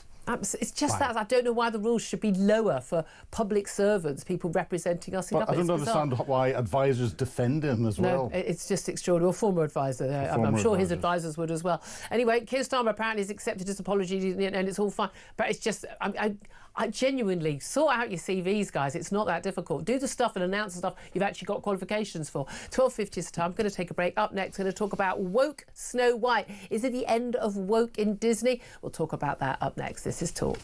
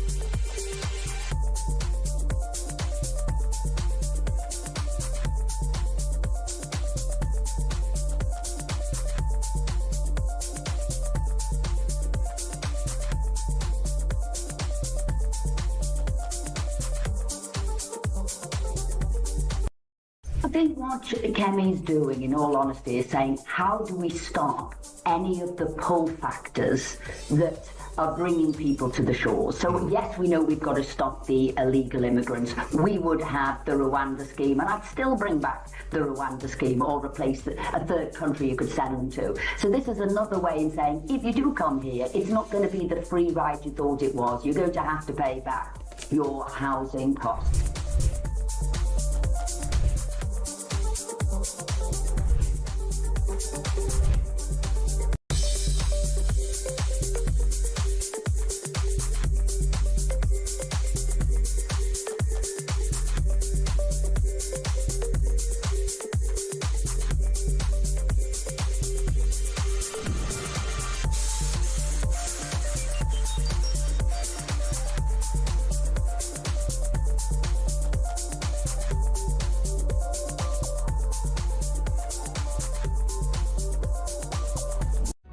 Across the UK, on DAB+, on your smart speaker, on your smart TV, and on your side.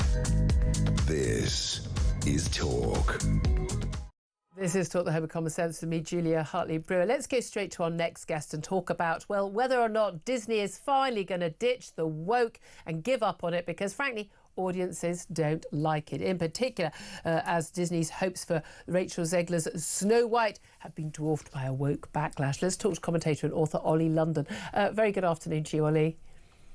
Great to see you as always, Lovely Julia. to see you. Sorry, we come to you a bit late because we've been arguing about whether or not Jonathan Reynolds was or was not a solicitor or a trainee solicitor, but there we are. I'm wondering whether or not Disney's in the same sort of arguments about whether or not woke is popular with their audiences or not, because it does seem to me that the stats don't lie, do they? No, exactly. This is a film that has been mired in controversy from the start. You had Disney announce that they would not have 7 dwarves and instead there would be 7 magical people to reflect diversity. But the Game of Thrones actor Peter Dinklage actually hit out at Disney at the time of this announcement, saying that it was actually a bizarre reason, considering, dwarf actors already have a difficult time getting cast. Yeah, this is a guaranteed job for them, yes. Exactly. So the fact that Disney changed that and actually could have hired 7 people with dwarfism, that is kind of going against Disney's diversity policies of hiring minority groups. That was one of the initial controversies. But there was an issue over the lead actress as well, because everyone's got obsessed with people who can play characters sort of effectively having to have a load of the characteristics of those characters before they're allowed to be an actor. Well, Rachel Zelga has been under fire and has got backlash from the start, in particular for some of her kind of woke political beliefs that she's been very vocal about. She basically called Prince Charming a stalker and said that she doesn't want to be stalked by this guy, and instead of falling in love with Prince Charming, she's going to be an independent, strong woman. And, it goes against the original storyline. And, Disney fans, they want to see something that is similar to the original. Snow White is a classic, it's iconic, and they want to see something similar. So I think at this point it should be renamed Woke White. Well, exactly. And also, again, if you don't want to redo the Snow White story, don't call it Snow White. But these nursery rhymes have an appeal for a reason, these wonderful storylines. But we're constantly told, like Sleeping Beauty, that this was sexual assault, wasn't it? Because a man kissing a woman without permission while she sleeps.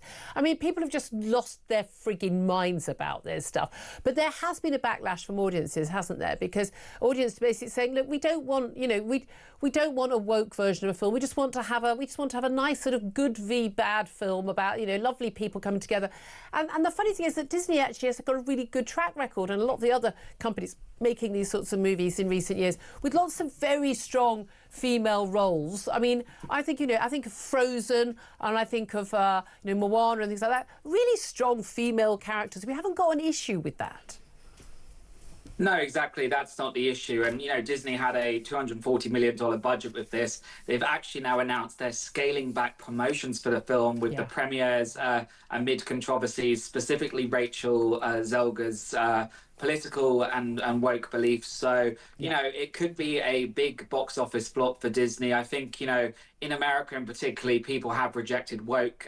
Trump has been tackling the DEI and scaling back on that. So I do think that Disney may struggle with this film. They're already scaling back promotions, and I think this is a rejection of woke. People are tired of it now. Well, exactly. And again, these actors and actresses say things in the little media bubble, the Hollywood world they're in. They think this is what everyone thinks, and everyone else goes, oh, for goodness sake, just be quiet, love. You're being paid a lot of money to act. You're one of the lucky people. Stop whinging and moaning. Ollie London, always good to talk to you. Thank you very much. Philip Ingram, I imagine you're not the target audience here. No, definitely not. It is tedious, isn't it? It's very tedious. I enjoyed the original story of Snow White and the Seven Dwarfs, and you shouldn't change these classic stories. Don't call it that. Make a new... Here's an idea. Why don't they just make a new film with a new plotline? Mind-blowing idea, isn't it? I don't know. Ian Collins, you've got kids. You have to go Yeah, to I mean, all you're this right. stuff, don't you? Strong female, right? Have you ever seen Debbie Does Disney? And it's an incredible strong leading female role. I've a funny feeling that Philip Ingram would be in the market for that film. Very, very high profile, leading the way.